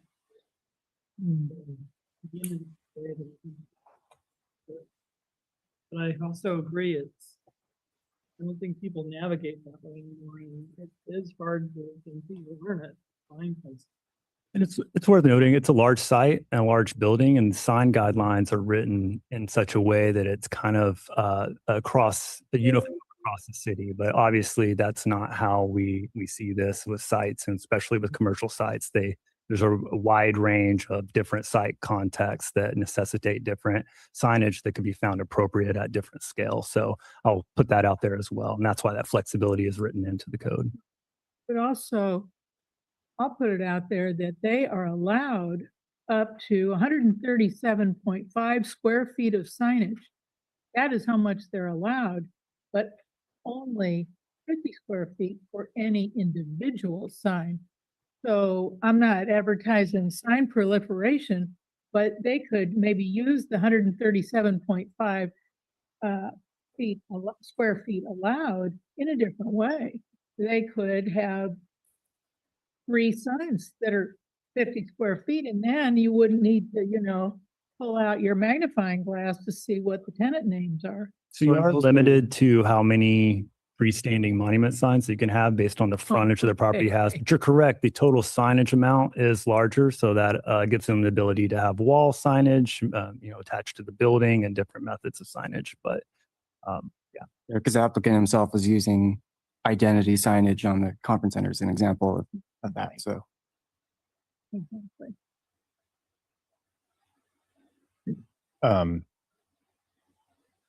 Making my life's mission to stop sign applications from coming to public hearings, but Which is why you joined the planning commission, and then we bring them here now.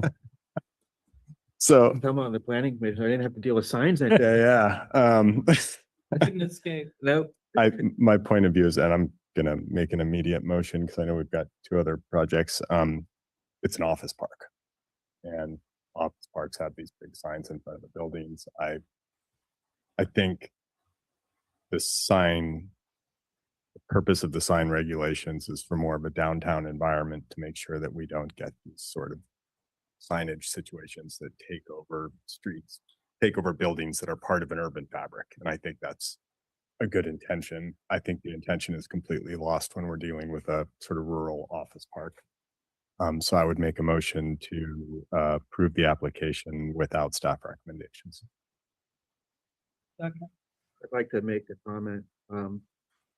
When you look at the picture that's in front of us on the screen, I remember all the years on the ARC, we would have these sign applications come in, and there would be a elevation of a building, right? And there would be a sign up near the top. And we are always told, well, you only count the square footage of the letters of the sign. You don't count the facade of the building. It's only the letters. And, Matt pointed out on this monument sign, that's exactly what he did. And it's the same mindset. So, and I do agree with Justin completely that this is a different context than an urban environment, and it is vehicle oriented. The signs need to be bigger. It's not just a matter of aesthetics to try to minimize things and reduce the clutter. It's a necessity to have large signs so you actually see them as you're driving by. So those are my comments. If someone wants to entertain a second, let's do it. I believe we have a second. Oh, we already. have a second. Yep. Then let's do a roll call. Chair Silva, Yes. Commissioner Bluth, Yes. Commissioner Freeman, Yes. Commissioner Palmer, No. and Commissioner Polly. Yes. Okay, that motion carries with a vote of 4. The decision is appealable to the City Council within 10 days. We have applications online or in our planning office. Thank you, Matt. Congratulations. Thank you. All right. Can we get Dave back? Yeah, Dave. There he is. We weren't going to forget. We could do a 5-minute break.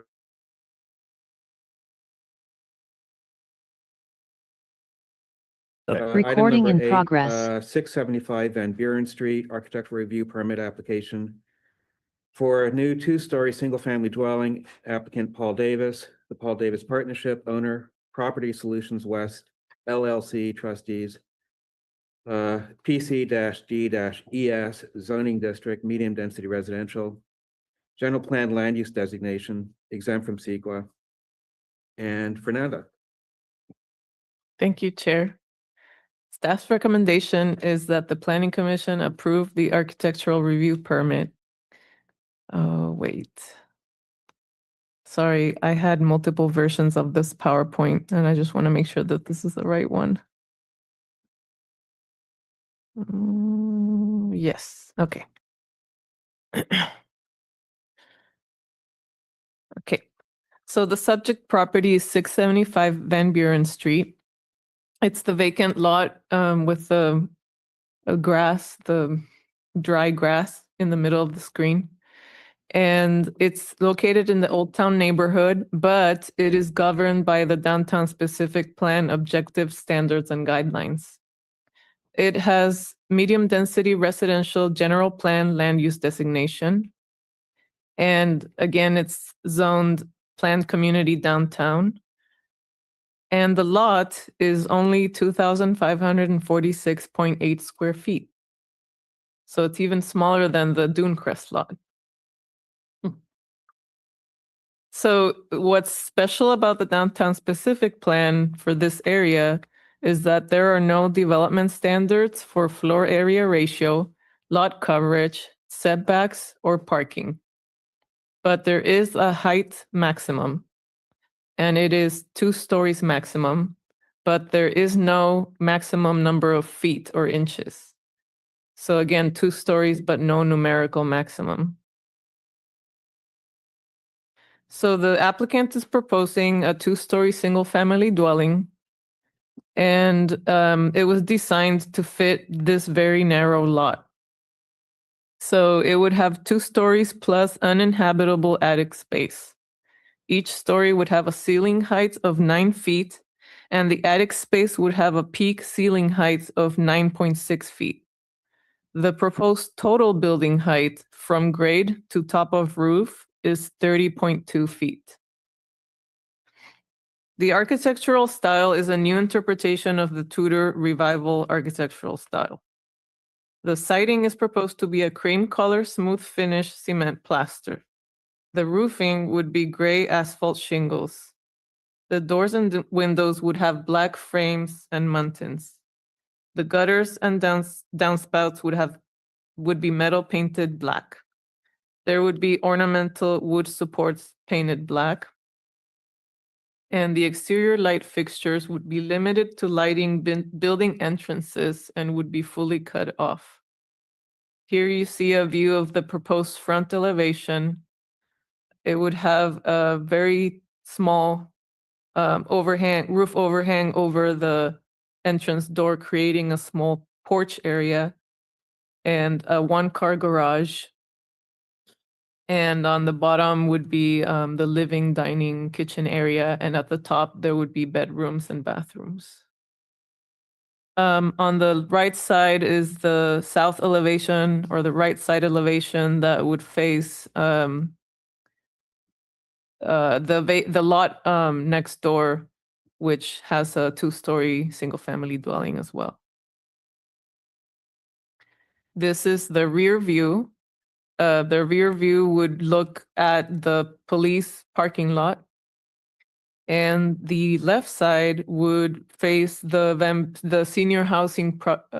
Buren Senior Housing Project, which is a 2-story building as well. So in order to approve this architectural review permit, the Planning Commission must make the 4 architectural review findings. That the proposed siding, form, mass, and architectural style are appropriate for the site, immediate area, and the city. The site is very small compared to other typical single-family sites. So there is limited buildable area, and it is a narrow lot. However, the architect was able to achieve a modulated design with modulated facades and broke up the roof massing into gables. So again, at the front view, there are 3.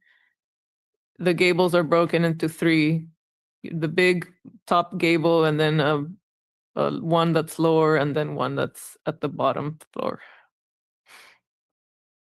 And it's an interpretation of architectural style, a more modern interpretation, but all residential, all the same. And it would again have a porch, recessed roof forms, and window projections, which create interest for the pedestrian and adjacent occupants. The second finding is that the proposed project will not unreasonably impair views, privacy, or living environment currently enjoyed by other properties in the vicinity. And there were no views, privacy, or living environment impacts identified. The applicant had story poles and netting installed to outline the project, and staff did not receive any comments regarding views, privacy, or living environment. In fact, the proposal would improve the living environment by creating more presence and eyes on the street, because this site has been vacant for a very long time. The third finding is that the project is substantially consistent with city plans and design guidelines. So it is consistent with the general plan in that the proposal is context appropriate residential development. It's a single family home, and there are other single family homes across the street, but there are also apartment buildings on this street. And so it's a mix of residential development on Van Buren Street. And this would fit quite well. The proposal is 2 stories with typical 9-foot ceilings, again, a small front porch and a 1-car garage, which is typical of residential construction. It meets all downtown specific plan requirements. And the proposal adds to the variety of height and massing already present on Van Buren Street. The fourth finding is that the proposed finish, colors, materials, landscaping, lighting, fencing, and all other exterior features are appropriate for the site, immediate area, and city. The windows are all placed at the same plate height, creating a pattern. And the doors and windows with the black frames and muntins create contrast against the off-white, smooth finish stucco siding. The black gutters and downspouts and the ornamental wood support add detail and also break up the facades into smaller areas. The roofing would be gray asphalt shingle, and there would be bricks surrounding the front door, which is a nice detail that draws the eye to the front door. So staff's recommendation is to approve the project. And I must add that this project met all downtown specific plan requirements and was eligible for administrative review. However, it was referred from a neighbor to the Planning Commission. I'm available for questions, and the applicant and owner and architect are here. Thank you, Fernanda. Any questions? What does that mean, was referred? Is that a complaint? I can share a little bit of the conversation that I had with the neighbor. Just before you get into that, Fernanda. Oh. So the way the code structure is this, so it's an administrative approval. So before the code requires us to send out a notice before that approval becomes effective. So it's a 10-day notice. It's effectively an appeal of our intent to administratively approve the project. Okay. And so the code allows them to make that essentially an appeal to where it comes before this body. So the neighbor said that she was just concerned that about parking on the street. And there are no parking requirements in the downtown area. And so the applicant could have just not provided any on-site parking. But they provided a 1-car garage, and there's enough room in the driveway for a tandem driveway parking space. So by providing that, they are improving parking on Van Buren Street. And the other issue, the property next door at 681 Van Buren is a dilapidated 2-story house, and she just wanted that to be demolished at the same time as this house would be built. But again, that's a separate address and a separate project, and it's not related to this project. Things on my board. Fernanda, just out of curiosity, when somebody, as Levi mentioned, kind of appeals this decision, this administrative decision to have the application go before the planning commission. Are there additional fees related to the applicant when they have to come before the PC? No, we don't collect additional fees because the application was eligible for administrative review, so we took it in at that fee. Okay. Well, it's a conversation for another time. We should raise that bar because it feels like a frivolous appeal. We should charge fees. So that would require a code change. So it's not a technical appeal. It's just effectively an appeal of the administrative decision, but heard. So we can take a look at possibly amending the code to make that an official appeal that would be necessitated of Other jurisdictions. The code. Yeah. I would completely agree with that because it's costing time and money for everybody A in lot. the end, Really frustrating. and the results may not be any different. You could mirror what they do with appealing a planning commission to city council. There's a fee associated with that. Yeah. Do the appeal. just to foreshadow, the next one is a very similar situation. $1 million. Okay, let's see. Does the applicant wishes to want to make a presentation before the commission? Is the applicant here? Yeah.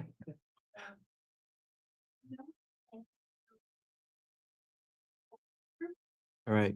Is the appellant here? Would they like to speak before us? No? Erica, anybody online? Any member of the public as well. Or any member of the public? Anyone online? There are no attendees online. Okay, let's close the public hearing and bring this back. Who'd like to move for approval? Go for it. I will. Motion. Move Second, for approval with findings and conditions. second, roll call. Wait, I want to say something nice. Yeah. I don't think a lot of people realize what a charming area the end of Van Buren is, with individually designed and constructed homes and a sub cul-de-sac that is loaded with charm as well. It's hard to see when there's apartment buildings on either side. This is a wonderful addition. Thank you, really. And a nice job on the design on a different. Yes. We want to make this as quick and as painless as Okay, so possible. let's get that motion. So, let's do it. Stop gushing. It just needs a basement. All right. Yeah. Erica, Did we have a second? roll call, please. Chair Silva, Yes. Commissioner Bluth, Yes. Commissioner Freeman, Yes. Commissioner Palmer, Yes. Commissioner Polly, Yes. Commissioner Stoker. Yes. Okay, that motion carries. The decision is appealable to the city council within 10 days. We have applications online or in the planning office. Congratulations. You have a nice project. Yeah. Very beautiful. All right, let's see here. Item number 9, 500 and 528 Foam Street. AR permit, permit application ARP 25-0055. Exterior alterations to an existing building and associated site improvements. Applicant Peter Cassavan Architects.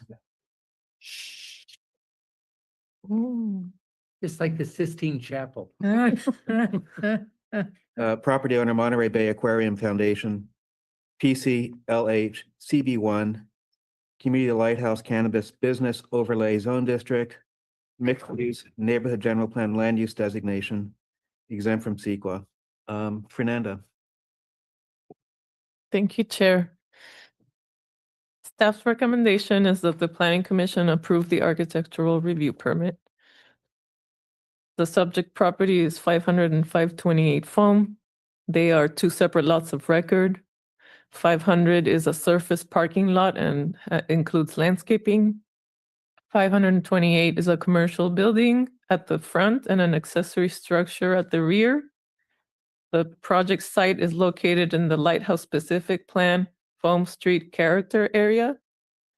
And existing surrounding uses are single-family and multifamily residential and commercial, retail, and offices. So a little bit of background.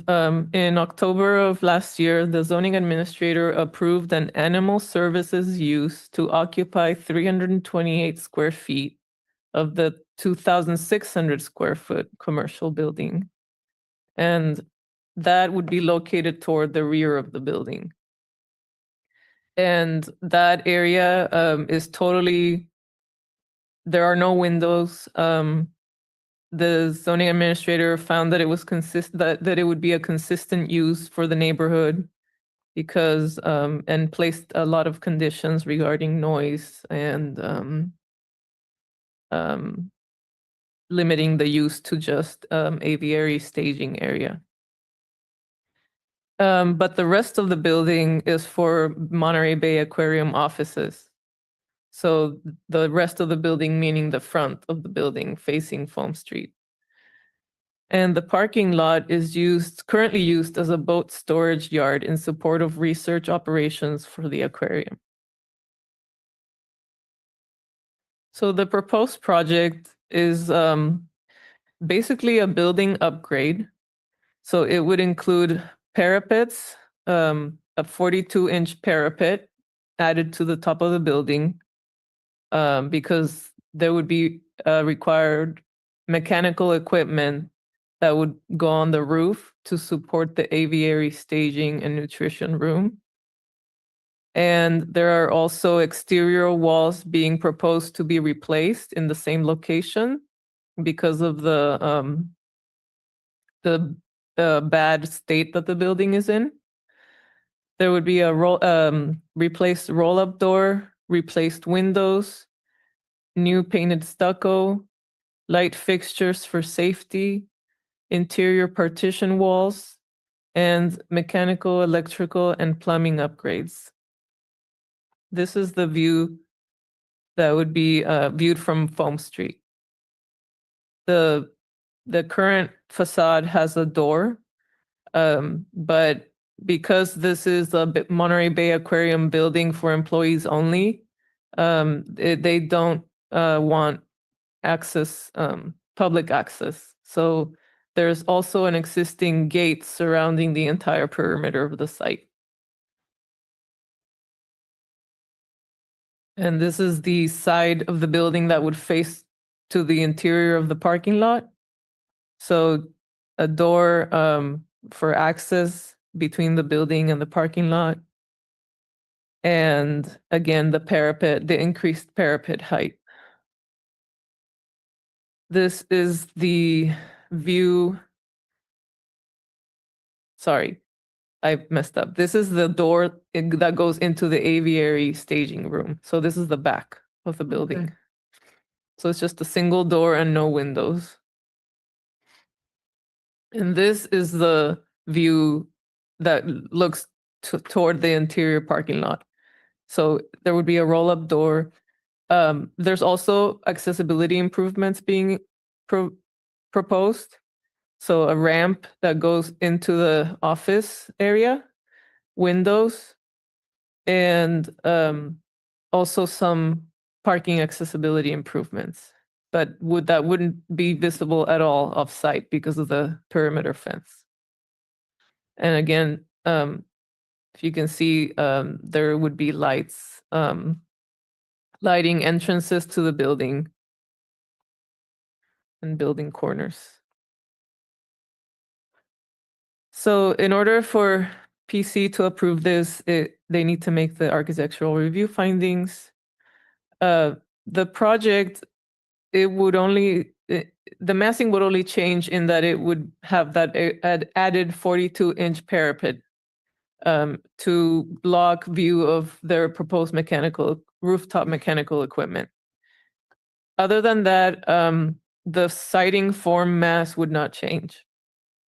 The existing windows would be replaced with new windows appropriate for the private office use of the aquarium.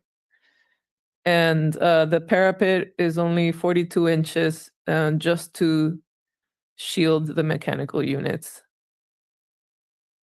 The views, privacy, and living environment would not change substantially because the only change from the exterior that might have an impact is that 42-inch parapet. However, staff visited the site and found that that added parapet would not block ocean views to surrounding occupants.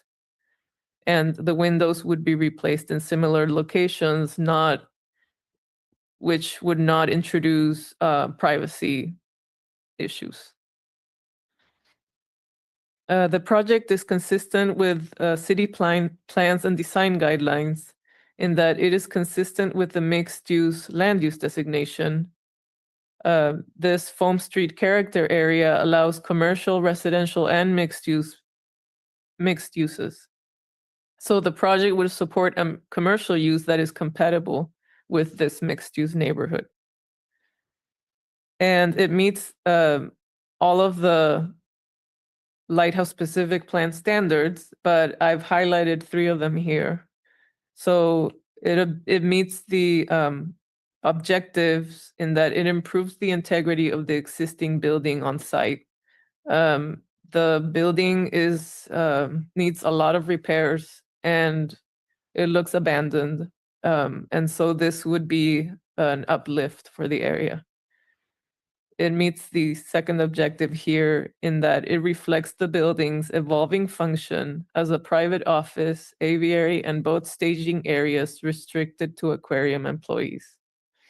And the third objective, it would support the continuous operation of successful institutions such as the aquarium. And as you saw earlier, the exterior finish, colors, materials would all be improvements to the building and site and would be an upgrade.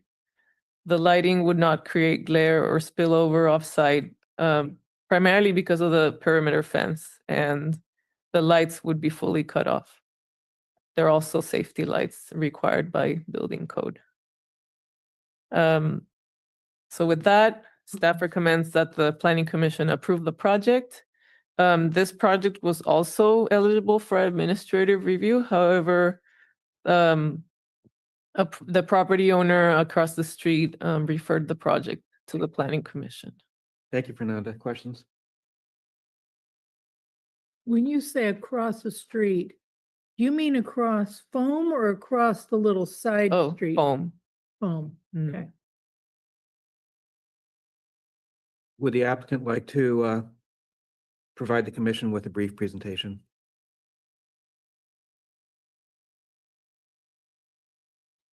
Hi, good evening. My name is Teresa Skinner. I'm a senior project manager with the Monterey Bay Aquarium. I think that Fernanda did a great job of presenting the reasons that we made the changes that we did, which is that we took away the entrance on Foam Street because it's no longer going to be a retail use as it previously was. And we reduced the size of the windows in order to provide more appropriate windows for the office function that it will be in the future. And I want to acknowledge the issue that the neighbor brought up, which is that it is going to create a larger kind of blank space, not as part of this application, but the intention that we have after construction is completed is to pursue a mural on the facade as part of the public art objective that is consistent with the objectives in the lighthouse specific plan. So that is our future intention, but it is not a part of this application. I acknowledge that that is maybe not a consideration, but I did want to just nod to the neighbors' concerns over the proposed like larger blank facade.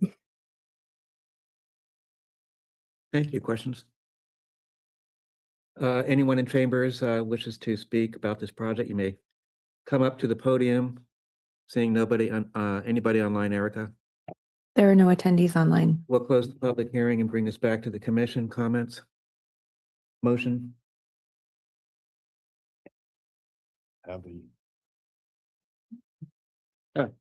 Someone has the application number, go I'll make a motion. move to approve the architectural review permit application ARP-25-0055 for exterior alterations to 500 and 528 Foam Street.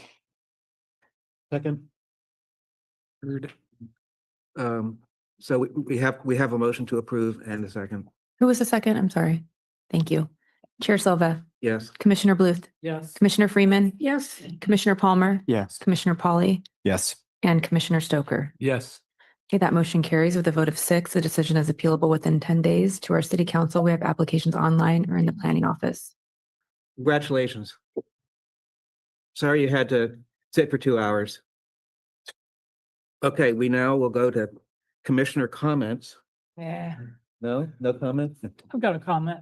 Yeah. I mean, following up on something that Sandy mentioned, we're talking about view sharing. Obviously, in the Dune Crest thing, it wasn't an issue for this particular project, but I really do worry that some point we're going to start seeing more of these.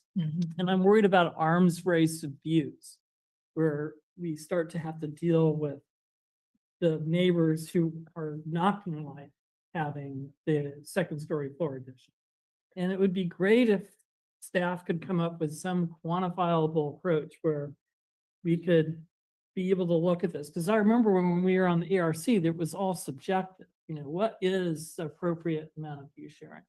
And as David mentioned, we're moving more into specific. So there must be some technology, some approach out there where either the contractor or the city can provide, you know, a view sharing number where we could end up having something where it's either it meets that number or is less, or it exceeds it and it's not approved.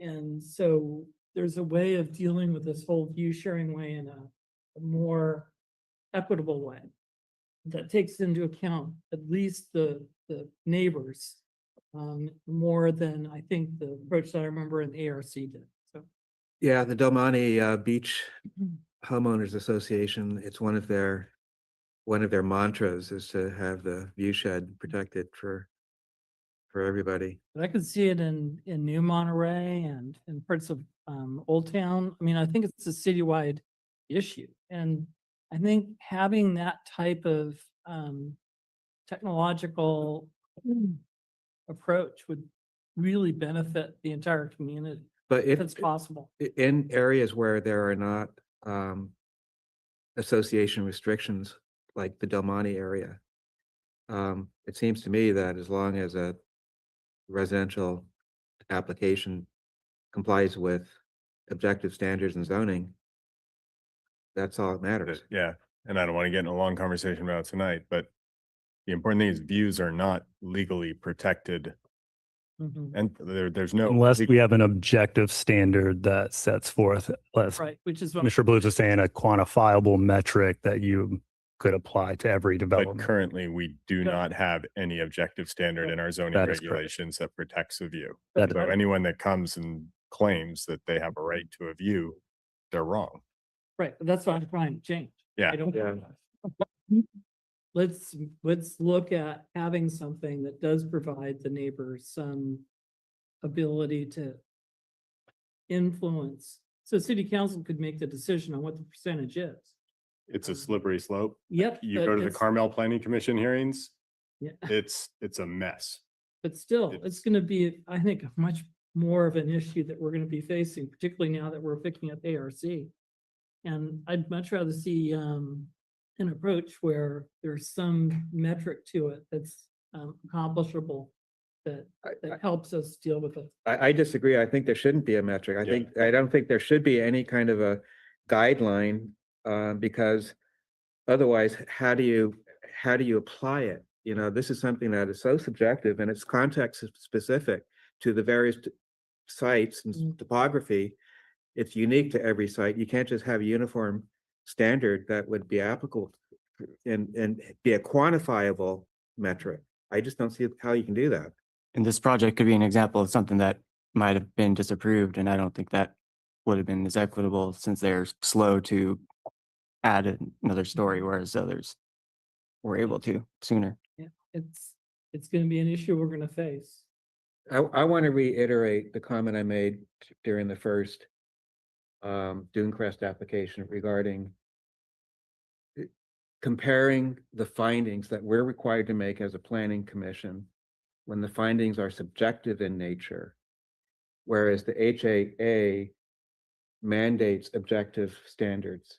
And the perilous outcome that I fear is at some point in the future, the planning commission is going to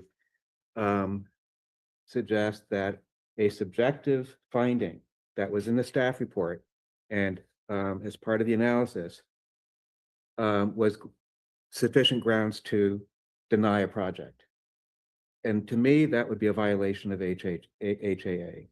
And I really want to encourage staff to take a look at this and see if there's a way to modify the language that we have in our findings. I mean, it's a huge ordeal, it's a huge resource of time, but I think it's important to make sure that staff reports and the findings that are in the staff reports that come before us are consistent with state law. Yeah. So in reference to the Housing Accountability Act, there's nothing in that that precludes a city from having a design review process. You're correct. What it says is that a city cannot deny a project on the basis of a standard that's not an objective standard. Exactly. That's Staff reviews these projects and makes recommendations based on those and then brings them to this commission. I hear what you're saying. My suggestion would be if staff brings a project forward, I agree that the findings and perhaps the code could be amended to address state legislation. If we spend our time doing that, that's all that we'll do in the planning division, is updating our code to mimic state law. We could just repeal the entire thing and just defer to state law if we wanted to do that. But I think my suggestion in the meantime would be staff is bringing recommendations based around compliance with state law.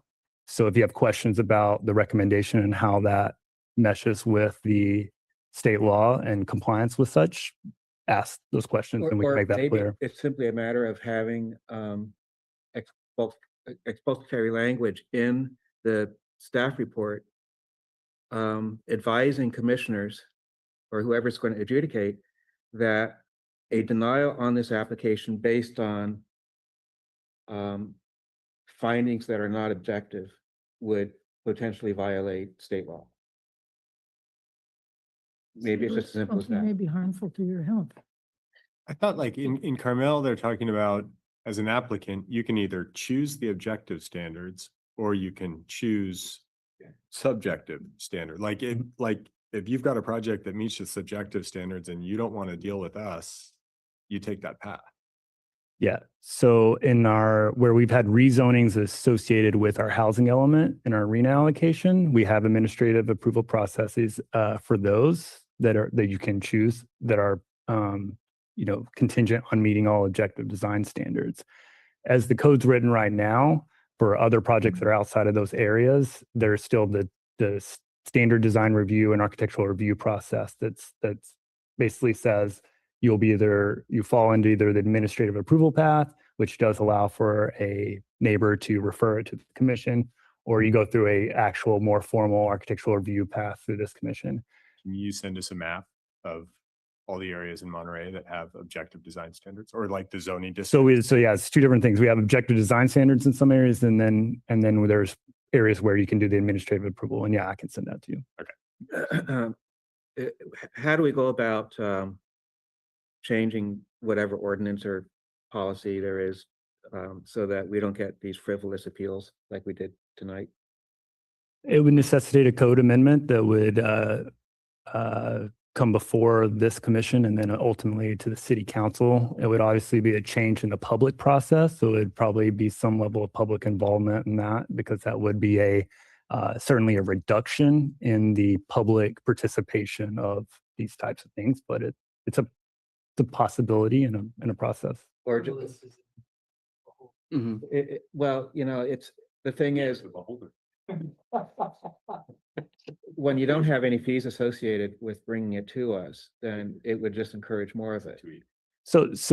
Yes, and it's complicated because what as actually happens is that the ARC, formerly the ARC and now the Planning Commission, actually maintains and adopts the list of things that staff can approve administratively. And the code doesn't actually prescribe what is an administrative project or a non-administrative project. This commission now does that. The caveat to that, and this commission granting that authority to staff, is that it maintains the ability for a member of the public to refer that. So again, it may make the most sense, and I hear what the intentions are of the commission. It may make the most sense to maybe explore changing the language in the code to make it a formal appeal of the staff decision to the planning commission that could have a fee attached to it. And that's really what it is. It is. It is effectively an appeal, so it's just not being called that, and therefore there's no fee associated with it. Is that would happen at council level? Yes, Yeah. Is that something that staff could look into? we certainly can. Because I agree. I foresee a lot of this happening for us. Yeah, and we've seen that that's been an effective approach for appeals of the ARC formally and the appeals of the planning commission. Those fees do have the effect of ensuring that these are not frivolous appeals. So that is an effective approach. But as a devil's advocate, I just will also have to take into account who can afford these fees and keeping local democracy alive and allowing people to appeal certain projects. So this particular one, yes, agreed, frivolous, but I'd like to see a balance there. It doesn't have to be a large fee. This gives you skin in the game. I heard $1 million earlier, so Yeah. I think that's appropriate. 500 is fine. Hold on, we're not quite done. Any other comments? Informational report, please. yeah, settle in. I got a 30-minute recap of the Brown Act training that you skipped. No, I'm kidding. I'm kidding. No, very quickly, just to update from the last council meeting, they did adopt the draft findings to declare an intent to overrule the project at 2400 Garden Road. That's the daycare center. So that they did, the council did approve that and initiated that process, which will require a 45-day noticing period before going back before council for approval. And then, of course, we did have the Brown Act training presentation that was held at that meeting as well. If you weren't able to catch that, it is available on our YouTube video. And then also noted on here is just some items on our tentatively scheduled for our February 10th Planning Commission meeting. And that is all we have. Thank you, Levi. Thank you. All right, meeting adjourned. Thank you, everybody.